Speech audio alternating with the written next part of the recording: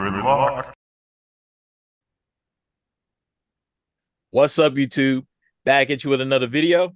We're here with the Power Rangers, Mighty Morphin Power Rangers Once and Always review. And there is no way that I could do a review of it without having my Power Ranger brothers, Randy, aka Burst Jones, and my main man, my partner, Drew. What's happening, fellas? Hey, what's going on? Hey, what's going on, YouTube?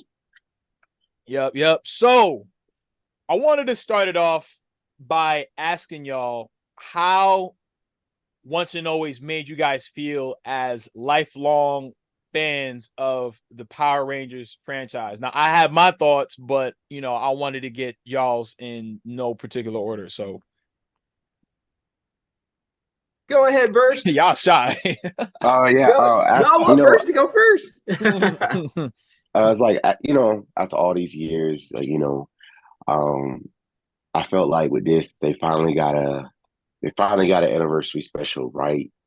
Besides Forever Red, because now it's up there with it's up there as far it's like number 2 for Forever Red, and with first will be Forever Red, number 2 will be Once and Always, 3 will be Dimensions in Danger, 4 will be Once a Ranger, and at the bottom will be Legendary Battle, of course. And I felt like they pretty much touched on, touched on the lore a little bit and gave up what every Ranger's been up to all this time without, just throwing some one-off line what they did with Adam and Once a Ranger when they did when they say he was running a dojo or whatever.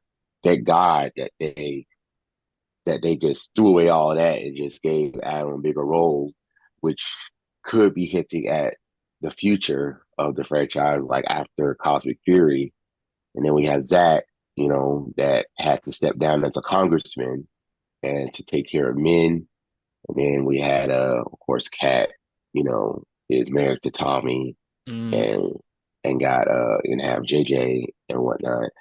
And then as far as Rocky, I felt like he was like the background Red Ranger again, because when he teleported in, I'm sorry to be all over the place, when he teleported in, he was wearing a firefighter uniform. And I felt like that role that he was a firefighter was written for Jason. But Austin St. John couldn't be there, so they just gave it to Rocky. That was it. Right. What I mean, so just to be specific, because I know where you're going with it, but so basically Once and Always made you feel good. Yeah, it did. Like how it made you feel, because you told me, before we started offline that you saw it 5 times. Yeah. It made me feel great because it wasn't. I mean, it was kind of cheesy, but at the same time though, it gave me that nostalgia feel after seeing not mini Rangers, but the oldest Rangers that we haven't seen since season 2, like Zach and Billy. And we've seen Adam a few times. We haven't seen Aisha since season 3. Yeah. We haven't seen we've seen Kat in Dimensions in Danger. Real quick, who we really haven't seen, or who I haven't seen? I haven't seen Tanya in a long time. Oh yeah, I was hoping I just thought about that.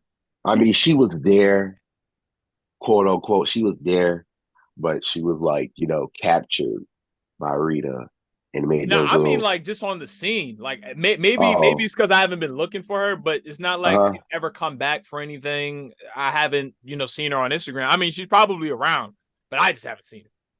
Yeah, she's got a show.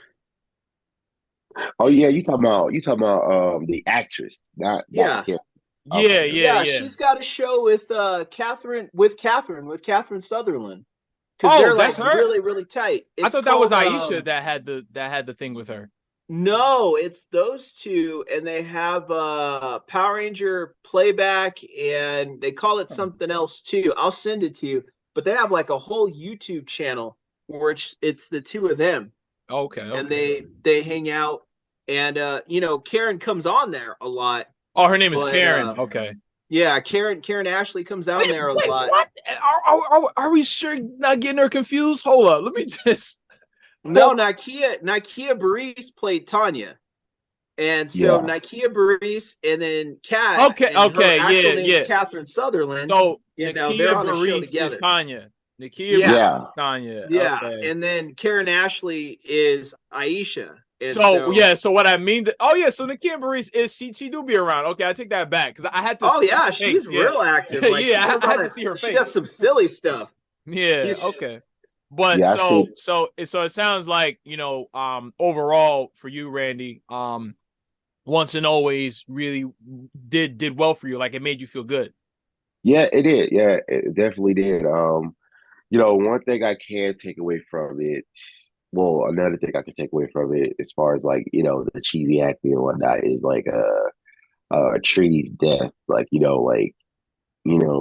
how they went about explaining, not because like Trini Trey died and whatnot, but like when she was killed and whatnot, there was like no debris, no body or nothing like that. So like, how was they going to explain that to Trini's family and whatnot? But Billy implied that it was just her men. So did Trini's parents die Yeah, before? we'll get into like the critiques Yeah, and stuff okay, like that, in a okay. few. But Drew, how did once and always make you feel, man? Okay. I thought it okay. First I want to say I thought it was cool to have all of them, who they could get. It would have worked out better if they were able to get everyone, Yeah. Yeah, minus Tweet, obviously, but I thought I just appreciate them at least trying to yeah, do something with what they had. So like with what we had, what they could do, that's what they got. They didn't make any really bad moves. It was just like they couldn't get everyone underneath the same banner. Mhm. So they tried to fill that in.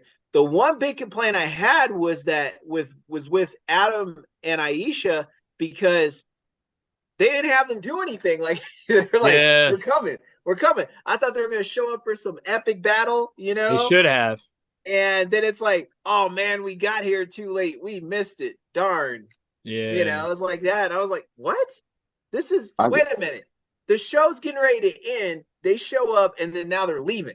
So they flew all this way there to go help out, and then they get turned back around and then go home. I was like, what? So Yeah. that was weird. If they were going to have them in the show, then they should have had them in the show. Like Yeah. I I felt got I got when some thoughts everybody on showed that. up, they should have showed up. Yeah.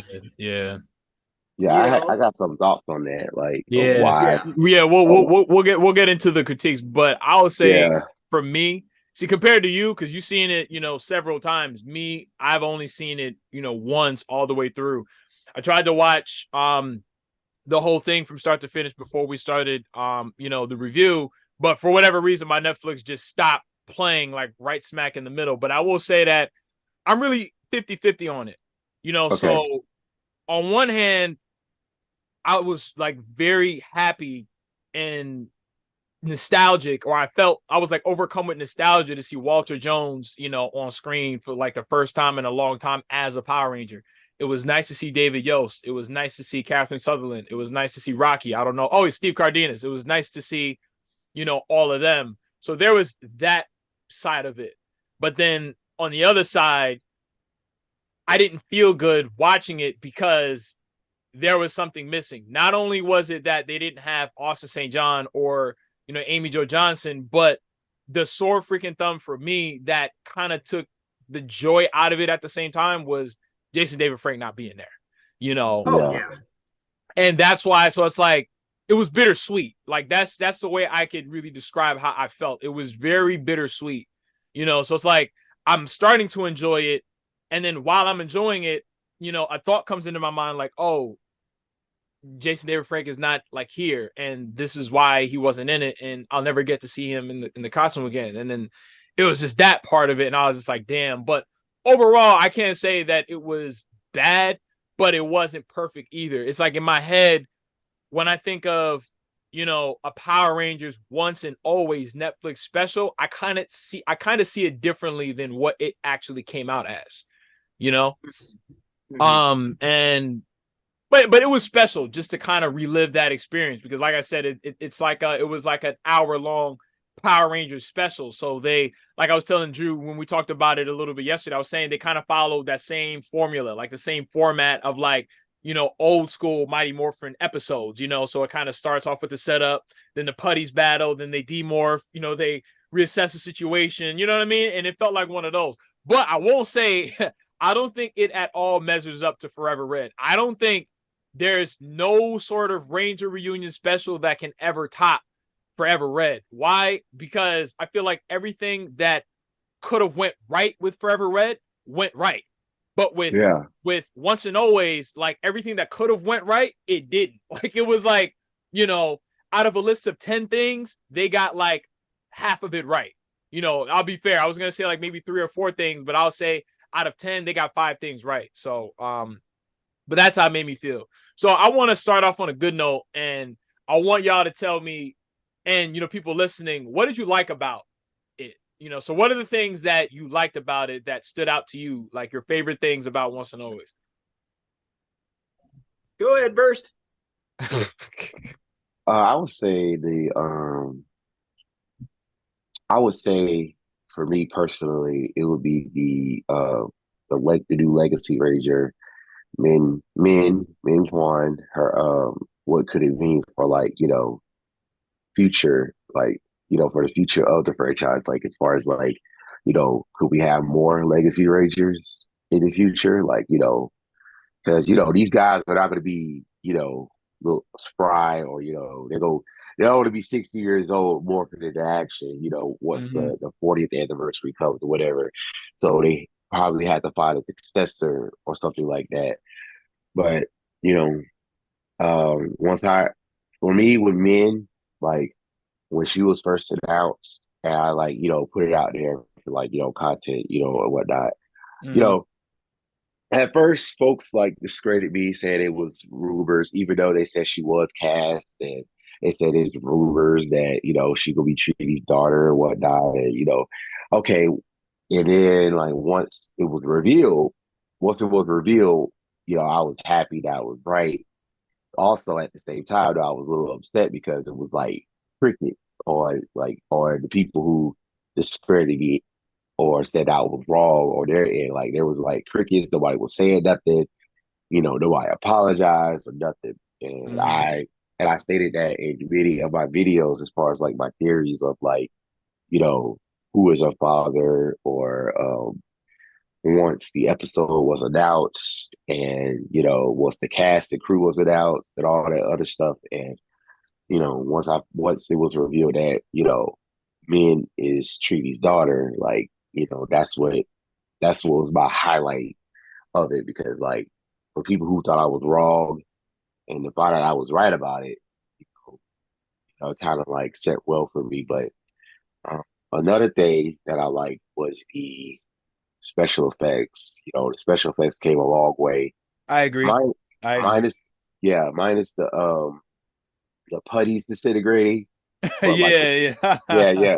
But the teleportation, like it looked like, they went all out with the teleportation. I was like, damn, like it came a long way since like, little blobs on the screen, Yeah. whatnot. And another was the morphing sequence, and hmm the fights, and it was kind of, and then it was kind of more mature, even though I agree. even though like it was like more of it, aimed at kids, kind of to bring in, it was designed to bring in older fans, but it probably also brought in new fans too. hmm So, with that, like I commend them for like, honoring the past while, passing the torch to the present. Okay. Okay. Drew, what about you? What did you like about Once and Always? Um, you know, it was good to see everyone back. It was nice. It had, a good feel to it. Um, but my thing was it was hard for me to kind of watch it because there were so many missing people. and it Right, was like, but before we get to what we didn't like, because I'm gonna go in, because there are some things I didn't like. But I want you to focus on like all the good I things that we like can say. okay. I wasn't gonna get into it. I was just gonna say it was just kind of hard for me to, Right. accept, because there were so many missing people. But outside of that, I really liked Walter. I thought Walter was Mhm. really good. And I thought that him raising Trini's daughter was interesting because he was the best with the kids in the show. Yeah. If you guys remember Mighty Morphin, he was always the best with the kids. Mm. So that made sense. Now, my question, Burst brought this up. Who is her father? That's what I wanted to know. Shit, I couldn't even tell you. Yeah, I like don't know. I thought it was Zach at one point, but a lot of theories going out saying that, like, oh, she's Billy's child, but how What? can that be What? possible? You Yeah, having like Rangers Secret Affairs or something like that? yeah. First of all, It's if Zach was her father, then she would come out looking biracial. She would not come out looking like that.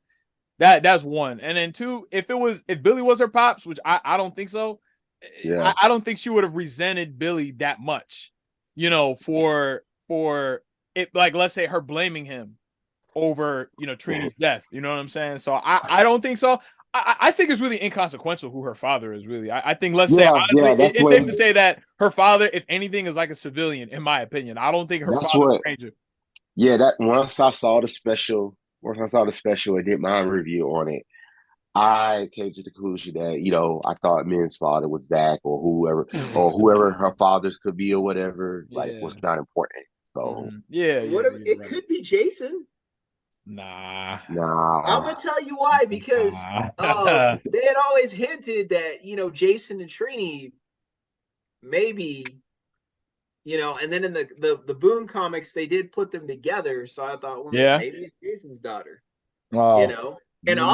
Austin actually said that was the one out of Amy Jo and Thuy. He was attracted to Thuy.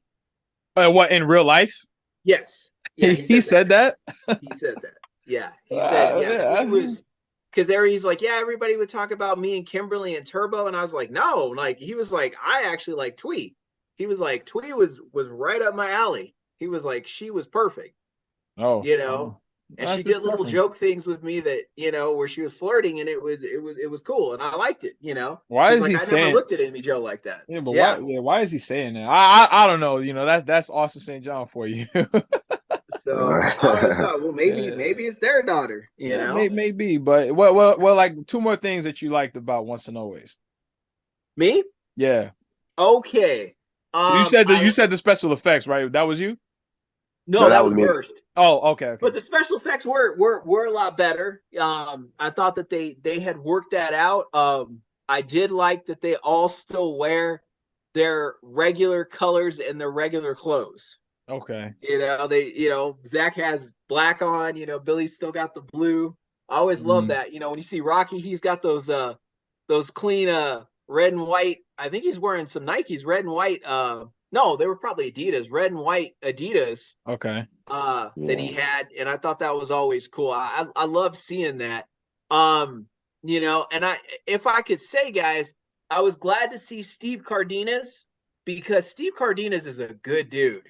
He's a Mhm. really good dude. Mhm. Very nice guy. And Yeah. I've always felt bad for him. And it's not his fault. It's just the way they wrote him on the show. They yeah. just didn't have anything to do for him. But he's a great martial artist. He's actually a Brazilian jiu-jitsu guy. Oh, okay. And he's really good. He's a high-level black belt, actually. That's cool. Yeah, yeah. I And mean, yeah, but yeah, it's funny. I always think of that. So anytime I wear green in real life, I always feel like, I'm secretly the Green Ranger. You know what I'm saying? So it ain't just green for me. It goes a little bit deeper than that. But I'll say for yeah, me, I'll try to kind of be different from you guys. I'll say, especially watching it a second time, I really appreciated that they made a point to give Walter and Steve their unmoored fight scenes. And then yes, they gave Walter a chance to really show off the fact that he's still in shape and still has the same athleticism that he had back in the day, mm-hmm. that he could still do hip hop keto. Like, that to me Yes, was dope. Especially the second time, I was like, nah, that's really cool because we all know that the likelihood of it not being them in the suit for like the suit up fight, like the Ranger fight scenes, is probably unlikely. I mean, maybe, you know, they might, but usually they're not. Like, let's say on the shows, they have stuntmen in the suits. Like, even for me, it was news to me that it wasn't them in the suits for the Mighty Morphin Power Rangers movie. So I like that, you know, they gave them that, you know, in terms of, you know, showing off their martial arts skills, particularly, you know, Walter Jones. So that's one thing I liked about it. Two, I will say the beginning scene with all 6 Rangers versus, you know, Rita and the Putties, I like that. And what came across my mind was, I feel like the 2017 movie should have been like that. So let's say, and I feel like if they were going to do it once and always, I feel like, and if they were going to pass the torch, they should have done it in that way in the 2017 movie. So get all 6 Rangers to come back and have a fight scene like that with original costumes, because truth be told, I didn't like the new Power Ranger costumes that they made in 2017. They look like the alien, like they didn't look like Mighty Morphin Rangers. They look like updated Alien Rangers to me personally. So I like the whole sequence with that, and particularly, again, you know, because I love the Green Ranger, so I liked, you know, just to see the Green Ranger in action. And I also liked the updated Zords. I thought that was really cool. You know, the way that the Megazord comes together, and it kind of reminded me of Time Force. How I remember every time, you know, they would summon the Megazord, I forgot what the name of the base was in Time Force, but how they had like the launcher Zord, like send it over to Earth, so it would send it back in time. You guys remember? It was the Transwarp Megazord. Exactly, yeah. So then they would always send it back. So to me, it kind of reminded me how, you know, they had to get the Zords from Earth to the moon, and I like, you know, the whole sequence, and it stayed true to the original, pretty much shot for shot. You know, they kept the Zords looking all the same except with updated graphics. So it was nice to see, you know, each individual dinosaur come together for the Megazord. So I'll say that those are the things that I liked most about it. And one more thing, I liked it. Is it me, or did they use like stock audio of Jason David Frank for the fight scenes? They did, and they used for Thuy Tran too. They used that I like, because it made me feel like Jason David Frank was there without being there, you know. So I like even when they were off screen, and, you know, Zach and what was Trini's daughter's name again?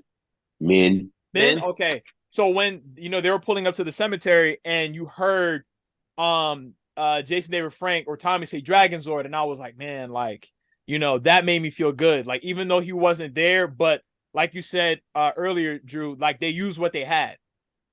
Even though they didn't have everything at their disposal, they made the most of what they had. So, you know, those are some things that I can say that I liked about it. Now, I'll start it off with one thing that I didn't like. And this is the complete opposite of what Randy just said. And I'm just going to keep it a buck. And it was harder to watch the second time. If I was a casting director, I would not have cast that actress that played Minh on the damn special. I'm sorry. She was pure cringe. I like the little, you know, katas or martial arts forms that she was doing. I didn't like it. It looked mad forced. I didn't like the faces that she was making.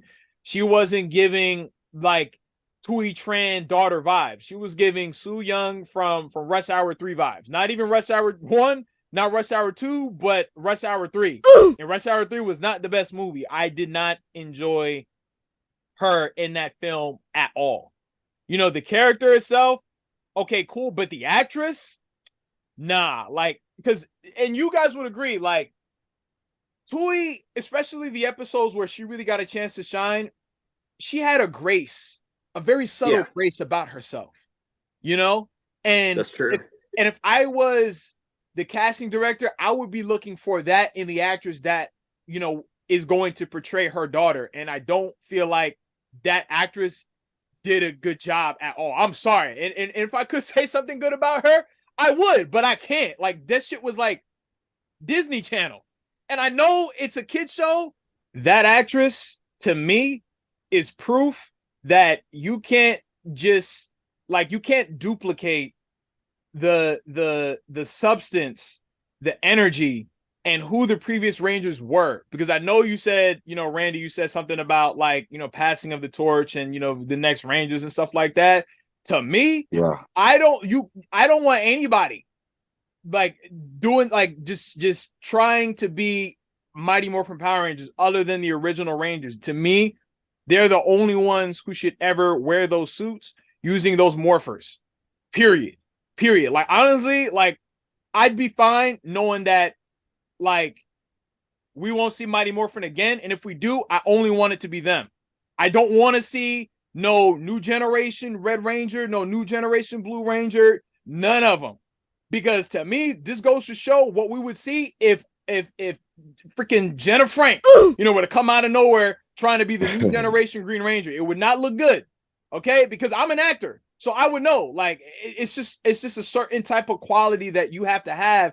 And on one hand, she's already set up for failure because she's coming after Thuy Tran. So of course she's not going to measure up. But then even on her own, it just doesn't look right. Like, let's say, for instance, RJ Kyler from the 2017 movie. To me, he was the best actor in the 2017 movie because he just had like the right kind of energy that, let's say, I would say is worthy of a Power Rangers character. But anybody else other than the original actors, no. So I would say for me, Minh was the absolute most cringe and the worst part about Once and Always. And I am 110% against a new generation Mighty Morphin Power Rangers because they're going to be setting themselves up for failure. And I would not support it and I will never watch it. So, you know, I just wanted to start it off with that. I would say, guys, here's how it is, because I was explaining to Dimitri, I was there. I shocked him because I told him I just turned 40.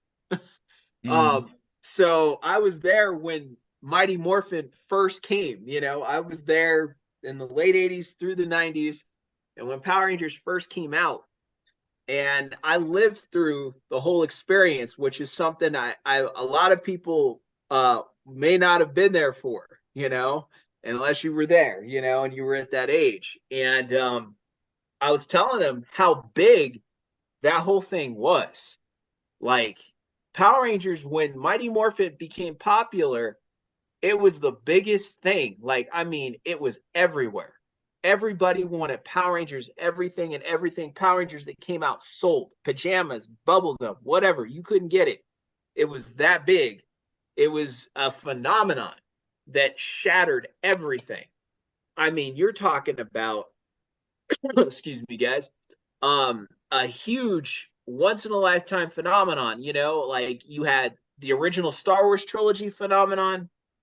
You had Power Rangers, you had Ninja Turtles. I lived through a good majority of that. Excuse me. And it was huge. So in reference to what you're saying, guys, you cannot, I explained to Dimitri, like, after Mighty Morphin was wrapped up, even when they went into Zeo, there was not another phenomenon. The other Power Rangers series after were just series for them to do. Kids just bought the toys because it was Power Rangers, but it was not a phenomenon ever again. So to recast or add in a new generation of Mighty Morphin, it's impossible. They're gonna get it wrong. They're gonna get it wrong. It's impossible. It's kind of like if they tried to, recast Rocky Balboa or, Luke Skywalker. Like, it's a very hard thing to do. It's impossible. Now, it is impossible. Now, and I take back Luke Skywalker, because what they wanted to do would have worked. Because they were looking at, you guys know Sebastian Stan, right? Yeah. Bucky, yeah. He looks just like Mark Hamill did in 1980.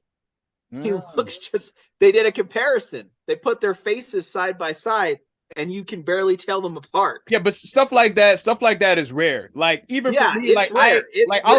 I'll say, right? Have either of you guys ever watched Cobra Kai? Yeah. Oh, yeah. Okay. The guy, I haven't watched Cobra Kai in a long time, but Johnny's son Tell me he does not kind of remind you a little bit of Jason David Frank, just a little bit, because he does. He has those types of vibes. Tell me he doesn't. And you know who I'm talking about. Yeah, I know you're talking about. He kind of does. I would see him and I would be like, yo, like I could actually see him, you know, being like a new age, like Tommy Oliver. Like I could honestly see that. And you know me, like I think if anybody should be the goddamn Green Ranger, it's me. But if I'm a casting director, I'm a producer, and they said, okay, who would you get to be Tommy Oliver? I would have him come in and read. Not that I would cast him, but he would be a casting choice for sure. Because I know, one, he's got the chops, he's got the look, and he's got the hair.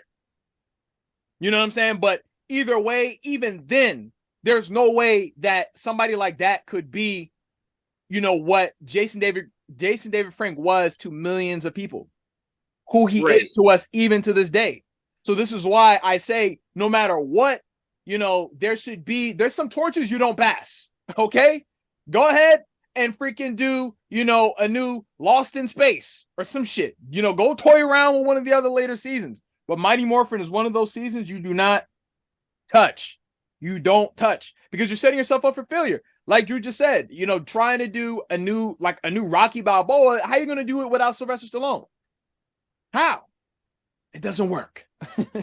Yeah, they tried to, you know, they talk about recasting Indiana Jones, and, you know, even with the Han Solo movie, you know, like that's Harrison Ford. Like he has a certain way and a certain way of doing things, and it's hard to replicate that, you know, or Billy D. Williams is Lando. Like that's hard to do. They tried. Can't come It came out okay, but it was like it still was not to the level. Doesn't measure up. Hard. And JDF, you know, me being a martial artist for as many years as I have been, and actually knowing JDF, you know, that's a guy that you cannot be, because that guy, his martial art record is out of this world. Everything that he's done from the time he was a kid up until he died. He wasn't a martial artist for film. He was a martial artist. Deal. With or without, you know, being on television.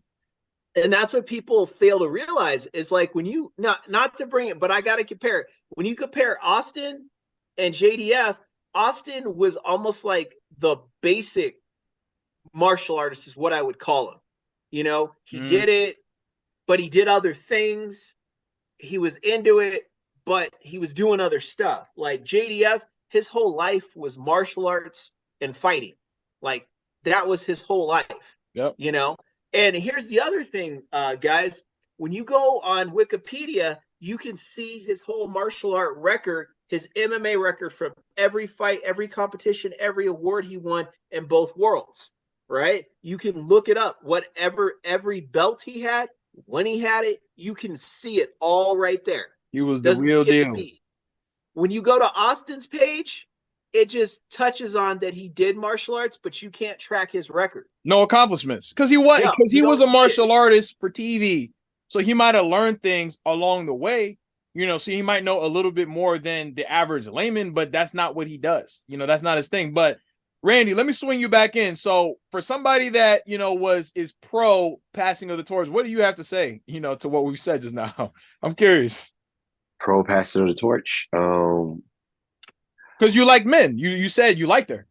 Yeah, I liked her because of the fact of, you know, for one, to pass of the torch, and also, like, you know, I was, you know, like I said, I was right about her being cast as S.P.D's daughter, and where other folks thought I was wrong and whatnot. And even though she was cast and she kind of, you know, she has the ethnicity of Trini, like, you know, that's the only explanation to have. Like, you can't just throw somebody like that in a special, you know, you cannot just throw like a random person like how they did Justin in Power Rangers Turbo in a anniversary special like this, you know. And as far as passing the torch, what you said about the dude from Cobra Kai, yeah, I see the two. I see a lot of fantastic saying that, yeah, he would be great as Tommy. No, he wouldn't. I mean, in a sense that he looks the part. Who like, would be good as Tommy? Say that again. Yeah. What's his real name? I don't even remember his name on the damn show. Blake Foster? No, Is that his name? Nah, hold on. Let me see. Justin? Nah, that's not that. I'm gonna find his name. I'm gonna find his name. Hold up. Which guy? Tell me again. I'm literally gonna find out. Johnny's son. His name is Tanner. In Cobra Kai? Tanner Buchanan. That's the actor's name. Robbie? The guy Yeah, Robbie. Yup, Robbie. I would say King? he kind of looks like the type.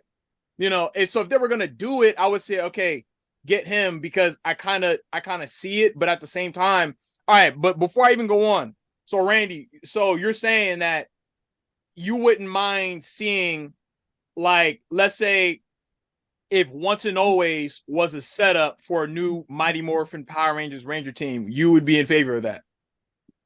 Yeah, I would be in favor. I wouldn't mind. I'll still watch it. You're bugging. You're bugging. I'm sorry. No, I can't. I will still watch it because it is Power Rangers. I will watch it because it is Power Rangers, and also, I'm not saying like the fan casting said that they said that he will be great as Tommy. I'm not saying those are my words. I would say like if he was cast, he would probably be interviewing JJ, but like if the Soul of the Dragon graphic novel is canon to the actual show, then that probably won't be the case. They'll probably get somebody else. But if they were to retcon something like that, they will possibly, cast him to be JJ at least, like in the future. Because JJ did he did join S.P.D. and he's the S.P.D. Green Ranger, and he actually absorbed what was left of Tommy's power at the end of that graphic novel. I'm sorry if you haven't read it yet, but yeah, that's what happens at the end of that. So I wouldn't mind. I wouldn't mind if they would cast him as JJ, Tommy's son. Yeah, as long as it's not. Yeah, as long as he's not supposed to be some like the new Tommy. I guess I'm fine with that. But even not the new Tommy. Because people are gonna.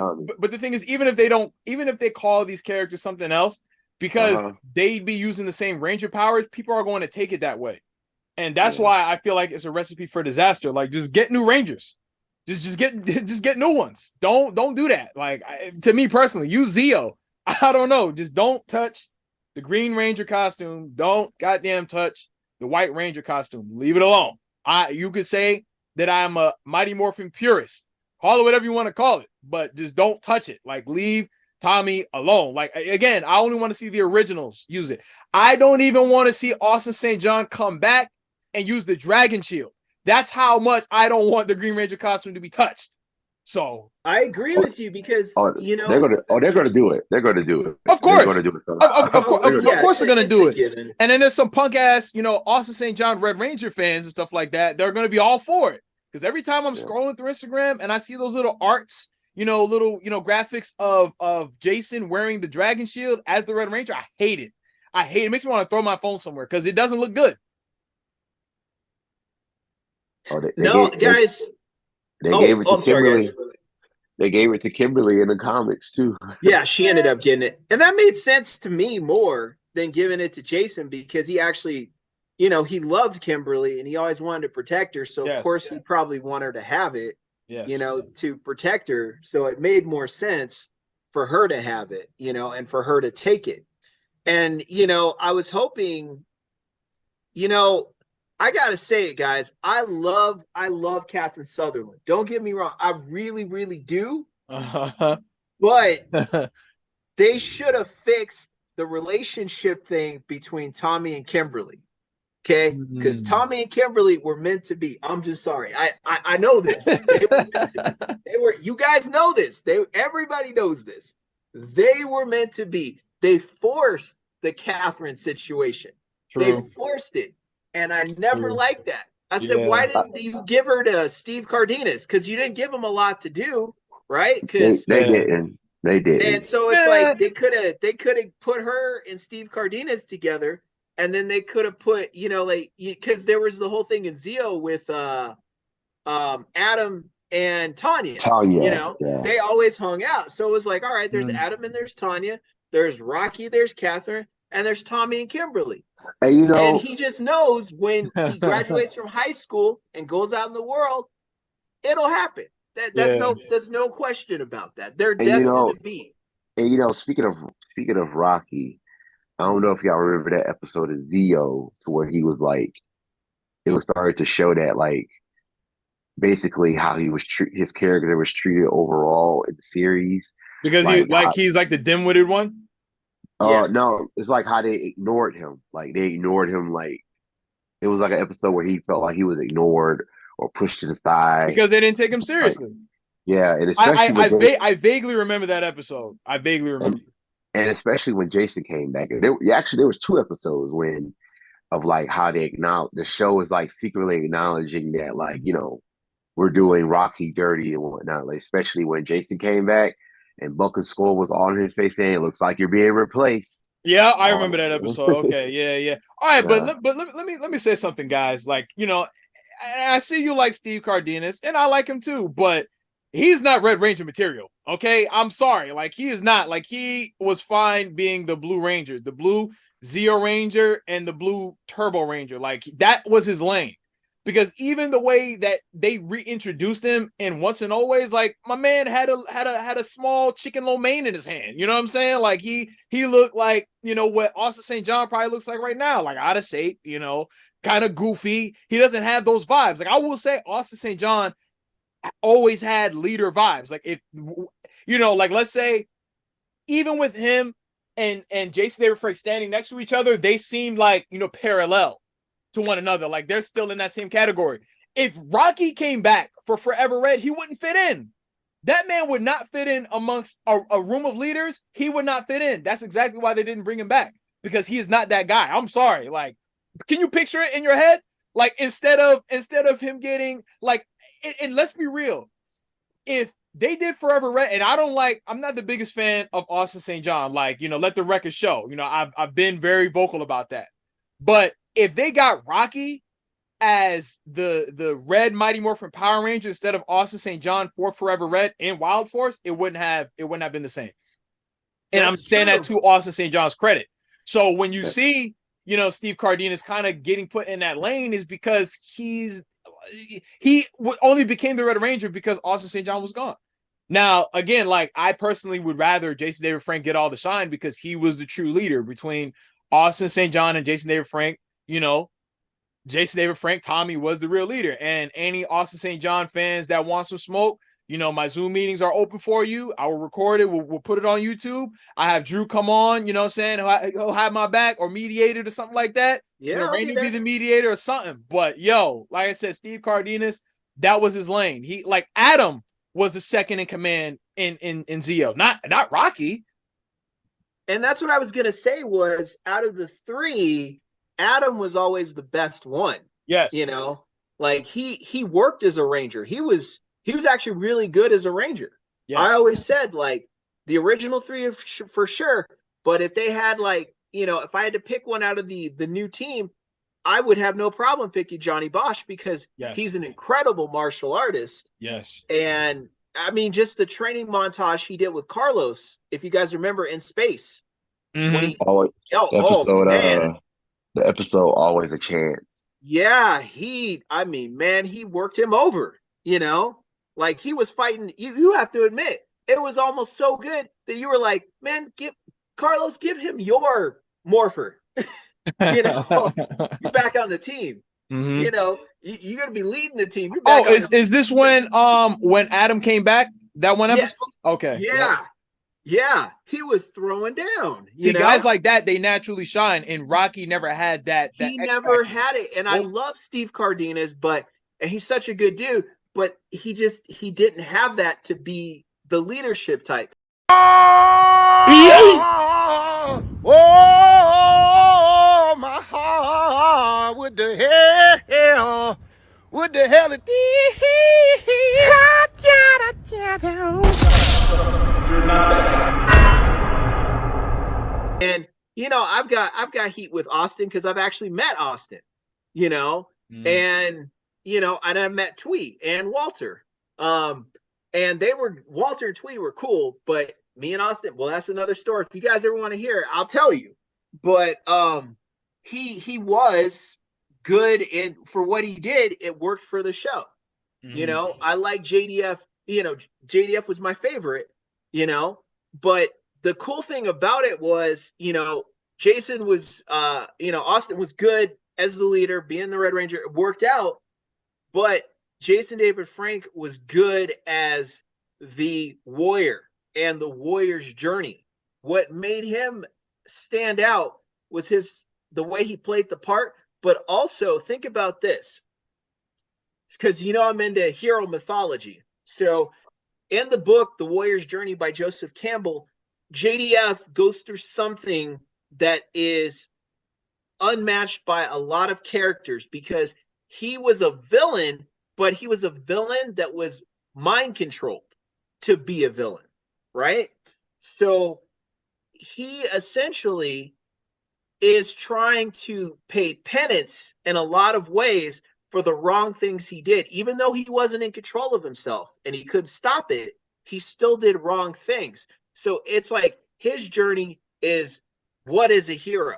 Now that I have done this and been seen as a villain, how do I go into life and how do I show the world that I really am a hero, but in the back of my mind, I have been a villain?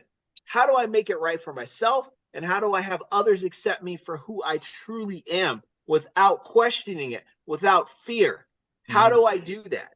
And that's his journey. And in the same way, he's the ultimate warrior. That's really his character, is he's the ultimate warrior.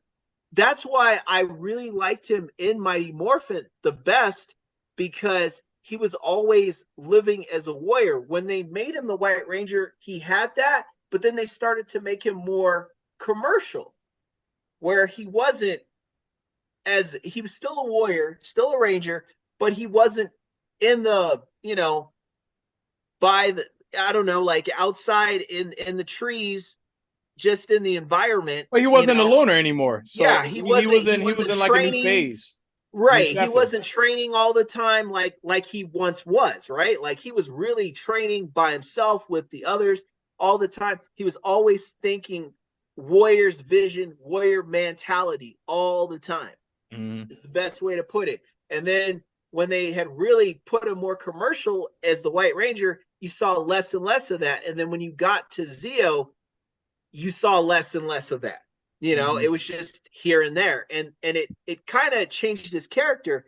And that's one thing JDF had said. He said that was the difference. He's like, when I first came to the show and they had me as Green Ranger, they had me fighting fast, quick. I was kicking everybody in the head. They had me tone it down. They said I had to be more like this and more like that. And they're curving down that warrior spirit, that passion that he had, that strength, the quickness. They calmed it down. And that was kind of the thing about his character, was that he had that to him. And that's what made him very special. And that's why he connected with everybody. And he had this journey he had to go through with losing his powers, what it was like, how it bothered him, how he was going to be seen, how he couldn't always save his friends. And that's what all connected us all to him more than the other Rangers, was that he had that, you know, and that's what made him the special Ranger we all know. So to replace that or to mimic that is impossible. You know, that's the thing. It's impossible to do. And it separated him from the other Rangers because he was on a whole different path and a whole different journey, you know? Yeah. And that was kind of the thing, because Austin's character, he was into martial arts and fighting and being a Ranger, but he could easily be a football player or a baseball player. Because you guys remember when they did the Austin episode? Yeah, Austin. Austin could be that, because you remember the episode where they had the football team tryouts? Yeah. And that was one of the Zach early episodes, because Zach Tommy was still green. Yeah. Yeah, and Jason got it first pick, right? Remember what happened to Tommy? Tommy was so into martial arts and fighting that he was doing martial arts moves. Yes, Ernie was trying to train him, and he automatically went there. And when he got on the team, what did they have him do, guys? Be the kicker, right? Yeah. So it's like that. There you go. He was just thinking martial arts 24/7, warrior 24/7, training 24/7, Kimberly 24/7. So it was just like, that's where he was. And the other guys could go do other things, but he was always uneven around other things because he was that much of a warrior. That much of a You warrior. know? And that's Yeah. what separated him and Jason and Power Rangers. This is what separated Jason and Tommy, was that Austin could do the things, but he wasn't 24/7. Yeah. And that's the difference, And Drew, And so, and Drew, and I'm gonna swing you back in, Randy. But yeah, we talked on the phone yesterday, and Randy, I want to get your opinion on this because me and Drew, we already agree because we talked about it yesterday. So this is the second thing that I'll say for the two of us that we didn't like. It was a scene where I guess Minh was using Billy's car, and I forgot where she was going. I think she either left like the junkyard where she had the monsters, stuck to the magnet, or I think she was already on the way over there, I think. And when she ran into the group of putties that attacked those two guys, now me and Drew feel like once and always could have stood to gain by not having that shit in there. Okay? Yeah. So Yeah, what do you think about that? when I watched it the third time with my wife, when my wife heard it, she was like, "Okay, why they have to do that? They didn't Why'd it have to do be that the at black all." guy? Yeah, like exactly. They didn't have to do that at all. Like, and I felt like now in Hollywood or Netflix specifically is that I feel like that's the criteria that they have to have, like a written criteria now that has to be included within a Netflix special or a movie or a TV show, especially if it's a Netflix film, TV show, or what have you. Like that You has got to to be tokenize it included. somehow. It Yeah, has to include some sort of tokenized material because you yeah, heard me talk about power on my channel. You know what I'm saying? And when yeah, I had a yeah, yeah, problem with what they be doing with Drew. And then they yeah, do the same thing in Bel Air, where it's like they always have to include that. And I feel like it's always pushed on black people. Like they yeah. always got to get a black guy. Like, let's say, have you guys ever seen Hocus Pocus? Like the Disney film? the Yeah. original one or the new one? Well, all right, so I'm making a point, but I'm gonna reference the new one. But all right, so y'all seen the new one, like the Hocus Pocus 2? I didn't Unfortunately, want to watch it because I heard they didn't bring back all the original cast members. So I was Well, like, it was I don't pretty know. good. From what I remember, I actually enjoyed it. But the only thing that I enjoyed was Bette Midler and the Sanderson sisters. That was the only thing I liked about it. Everything else was trash. The new little girls and stuff who end up becoming like the new witches, they're all garbage. But in the movie, so Randy, you seen it? yeah, I seen it. Remember in the movie where I don't know if it was during the dance number or something, but for whatever reason, they cut to some random guy, like an NPC, like some random extra in his house. And it was a black, gay guy freaking, eating popcorn with his boyfriend. And it just cut to them for some random reason. I was like, yo, they just put it in there for no reason. Yeah, And like I said, for people listening, if you watch my channel, I've always said I have no issue with people from the LGBTQ community, but if you're going to include that in film, then just do it organically. Make it make sense. Don't just yeah, put it in there because you're trying to sell yeah, me something. Because my main yeah, thing with television is that there's always an intention behind the content. There's intent behind the content. They're trying to yeah, tell you something. There is a message that's trying to be conveyed. So, like, let's say with Once and Always, there was a moral to the story, but along the way, there's like product placement, and that yeah, product placement is rainbow stuff. So that's what I'm yeah, saying. I'm like, yo, let my yeah, Power Rangers be Power Rangers. Don't disturb my nostalgia with your tokenized, selling. That's what I don't like. yeah, yeah. That's in my opinion, that's a big no in taboo within the anniversary special, like and third, any anniversary, like with let's say James Bond, or let's say if Fast and the Furious did like an anniversary movie 10 years down the line or whatever, like it's supposed to be focused on the legacy of the franchise. It's not a it's not a commercial for like product placement or whatever. Like it's not. That's a big. You cannot have that in there. Like you have to have all just honor the past, honor the past while recognizing the present and whatnot, you know, and nostalgia here and there. But as far as like product placement, no, like you cannot. And also like, I know it's probably like kind of redundant, but like, you know, as far as this anniversary special go, once and always, it's like hints to the future. Like especially with, you know, Adam Aisha's role, you know, being with S.P.A, with, you know, being S.P.D affiliate, you Yeah, what know, is that? What does S.P.A stand for? I noticed that because when I saw their shirts, I was like S.P.A. I was like, what? Space Patrol Alpha. Space Patrol Alpha. So Yeah, S.P.D is Space Patrol Delta. yeah, Okay, okay, got it. I haven't seen S.P.D in a long time, so yeah. So like, you know, of course they want to match up the timeline because you know SPD is set in 2025. So mm, we're only, you know, 2 years away in 2025.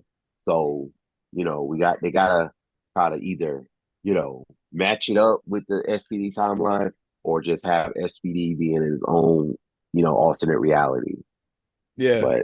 But hopefully, like, you know, we'll get like hopefully that SPD is in the main timeline versus, you know, if they try to throw it off in its own timeline or whatever. But yeah, like I said, product placement and nostalgia pieces aren't needed at all, aren't warranted. So that's the main problem that I had. That's one of the problems that I had with the special overall. Yeah, what else didn't you like? Because you've been singing, you know, once and always praises this whole time. So outside of, I mean, so we could all agree we didn't like that. But so what else didn't you like about you know, Uh, what else I didn't like was the damn, what was it? Uh, I think Robo Rita, not Robo Rita. I'm sorry, Robo Rita did kind of bother me a little bit, but as far as like the one thing that did bother me, and we already did talk about it, was Rocky. Like was who? Rocky. That Oh, okay, bothered okay, me. okay, okay. Yeah, Rocky. Yeah, that bothered me a lot because you know I don't know why they made him the Red Ranger if he was just going to be in the background and just just saying jokes and all this other stuff. Like we want to know like how his character developed for the past Mm, 25 years or yeah, well, whatever. But you know, so we just broke that down. Like they're not yeah, going to, you know, all of a sudden put him in that light that he never was. You know, even dating back to the yeah, early '90s, he was. It's like, you know, Steve, you know, was not that guy. Like, you know, when you hear yeah. that meme, you're not that guy, pal. You're not that guy. They could have just So gave him a dojo like they did with Adam back in Once Ranger. Like at least with that, like that kind of fitted his character a he little bit probably because he probably didn't want to freaking, you know, fall out the ring again like he did in the Turbo movie. You know, yeah, so we all know what happens, you know, to Rocky. You know, when he yeah, you know when he kicks the wrong way, he's gonna land on his back. So yeah, yeah. Because like with Adam back in Once Ranger, they said that he was running a dojo, but you know once this special came out, they was like, "No, nah, we ain't doing that. You know, we're gonna give you something bigger that could be hitting to next year's Rangers in 2024." mhm.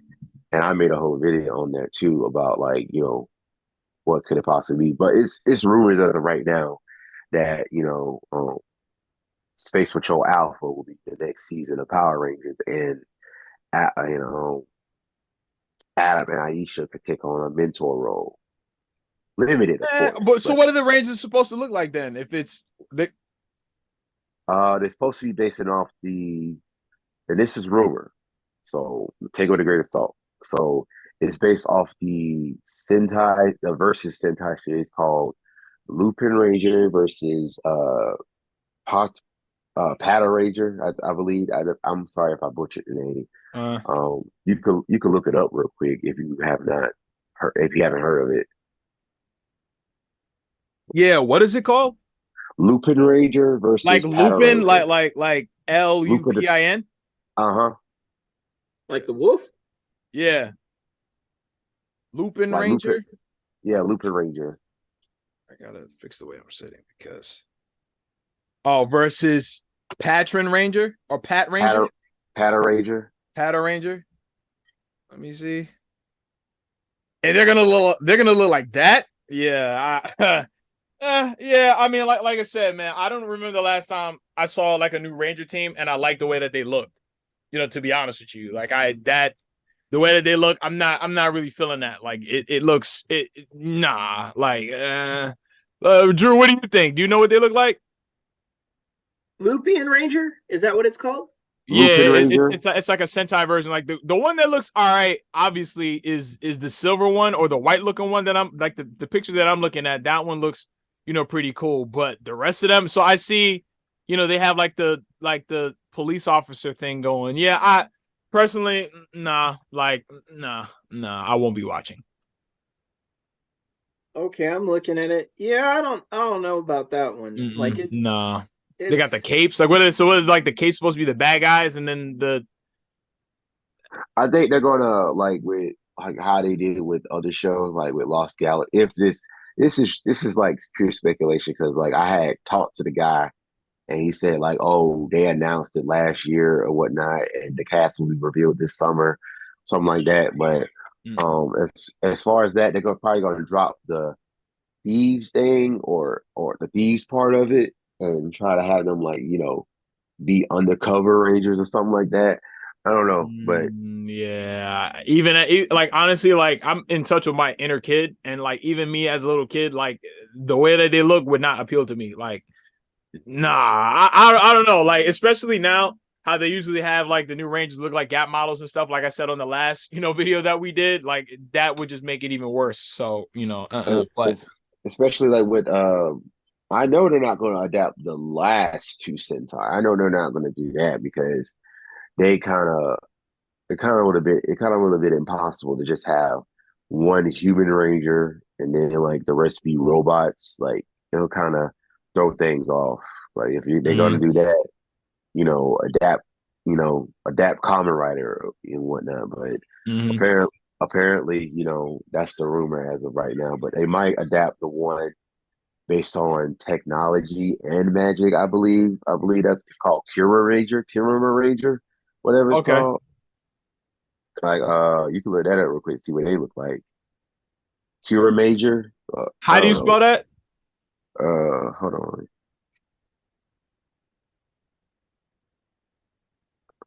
Hold on. You look it up real quick. Uh,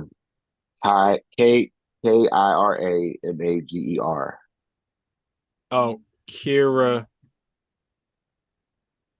Major. Yeah, But I'm not feeling those either, man. I don't know. Like it's just like these days, like I said, Jungle Fury was pretty much where I do the line. And even the costumes for Jungle Fury, they were pretty good. Like they were all right. I don't know. Again, it just appealed to me. Like now, I don't know. Like it just doesn't nah. Like the Blue Ranger, he kind of reminds me of the Dolphin Ranger from Jungle Fury, if you remember. So, how they had like the three extra Rangers, like from like the three yeah, masters, and then it was the bat, the elephant, and then the shark, not the dolphin. I'm thinking the dolphin for some reason, but the shark. The way that the helmet looks on this Blue Ranger here kind of reminds me of that. But and folks, say that and again, my there. bad. I'm sorry. I text you a picture of the next one that's out, like the newest Super Sentai that is out, and folks out there, fans actually are out here banking on, you know, these suits be adapted in the Power Rangers next year. Man, they look like Mystic Force, but not as cool as Mystic Force. Am I getting that right? Is it Mystic Force? Mystic Force with the capes. Yes. Yeah, yeah, So the name of that season, I got correct, right? Because I haven't seen it in a long time. yeah. You got it These correct. Yeah, Rangers, yeah, like the Mystic Force Rangers look way cooler than these guys do. Like Drew, you know who he's talking about? Like it's just not. the I don't Mystic know. Like Rangers. no, like whatever the name of this new season that he's talking that he just sent me. He sent me a picture, and Okay, I got Lupian. What's the other one? I'll send it to you in a picture real quick because I'm not feeling it. Like I just new Power Rangers these days. It just like I don't know how do I send it? I think I sent it to him already. Oh, you did? Oh, Okay, okay. got it. Yeah. Oh. Yeah, that's some hot garbage right there. You see what I'm saying? I would not. No, I would not like that. Nah, man. you know, not me. But just to kind of wrap up on the review and everything, I just want to ask you guys, what are some things that you would have added? So we can all agree that it was good for what it was worth, and it wasn't perfect. But what are some things that you would have added to Once and Always that would have made it to your liking? And Drew, I guess you can go first. Being the old man here, I would say that what they could have added, they could have gotten a better actress for Minh. I felt that she needed some work, or they could have really worked with her. One of the two. I get what you're saying about the facial expressions. Yeah, they were way off. She needed some work. She needed some work, and that kind of took you a little bit out of the show. That's why, like, when people asked me about it, I was like, yeah. And that ending, that was a cool moment because I remember that episode, but I felt that they should have played what they played, and then they should have showed. You guys remember, like, the original Thuy Tran tribute when they showed all the different images of different episodes she was in? Okay. Do you remember that? Like, they did that. That's the way they should have ended it, was images of her throughout the show, and then images of JDF throughout the show, and built that up and showed many great moments with him, and really built that up. The kiss with Kimberly, the couple, the bunch he had with her, the things like that really stuck out to his character, from green to white. They could have done Zeo, Turbo, Dino Thunder, just gone through all the things that they did, and then said, in remembrance of, JDF and Thuy Tran. And, and then they could have, check this out, the last two pictures, the episode where they were on that island where the Rangers had all gotten captured, and it was just yellow and green were left, but Tommy's powers were acting up, and he had to go to that island, and he was worried that Zedd would get the powers and then make him evil again. And it's him and Trini in the command center. Yeah, that moment. Yeah, that moment where were just the two of them really connected to each other, and you felt a closeness that you had not felt around them. Like, you really could see how close they were. And that's interesting because, because of JDF, she got casted for the show. You guys know that, right? Right. Yeah. So there was a closeness between the two of them. And you guys know about the story when she left the show. He was at a Japanese restaurant, and she was working there. You guys know about that story? I remember. I think I remember you telling me, but give us a refresher on that. Yeah, she was working there, and he said he couldn't eat there or anything because he just felt so bad. She had to start from scratch again, and they were that close. So you got in that image, that moment of how close they really were. And when you see pictures of just the two of them, how close they really were. And I know a lot of people were like, well, he didn't go to the funeral because his brother died the same day, around the same day as the funeral. So he had to take care of his brother's matters. That's why he wasn't there. He wanted to be there. For the JDF haters out there. Yeah, he had to take care of Eric. And by the way, guys, he had cancer, and he didn't die of the cancer. He actually killed himself before that happened. You see? So not only was his brother dying of cancer, his brother took his own life because of how his life was going with the cancer, right? Wow. So that's why he wasn't there. So when, Austin and is all, he didn't go to the funeral and all that stuff like that, it's like because his brother had died. Yeah, just for you haters out there that, like to try to paint, JDF as a bad guy, or, or him not being there, means that they weren't close, which, like I said, you just debunked that, and it's not true. Yeah, it's not true. It's like him and Walter always got along. They were cool, for the most part. I don't know how it was within the last year, you know, because I just didn't hear anything. But before then, they were always fine. Him and David Yost hung out all the time. They were cool. Him and Amy Jo were fine. Him and Johnny, fine. Him and Steve, fine. Him and Catherine, fine. Him and Tanya, Nakia, fine. Ashley, same thing. Karen Ashley, same thing. Everybody it was really, you know, Austin. You know, that was the problem. And by the way, if I could briefly share, guys, I'm going to drop something on the fans that they may not know, but when they cast it for the show, when they, because you guys know there was the pilot with Audrey Dubois. And this is another thing Austin lied about. Austin said that Jason David Frank tried out for the Red Ranger. No, he never did, because he was already casted by the time he came in, because they had already done the pilot.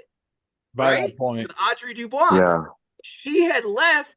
They had to reshoot and redo what the actual series we all know became.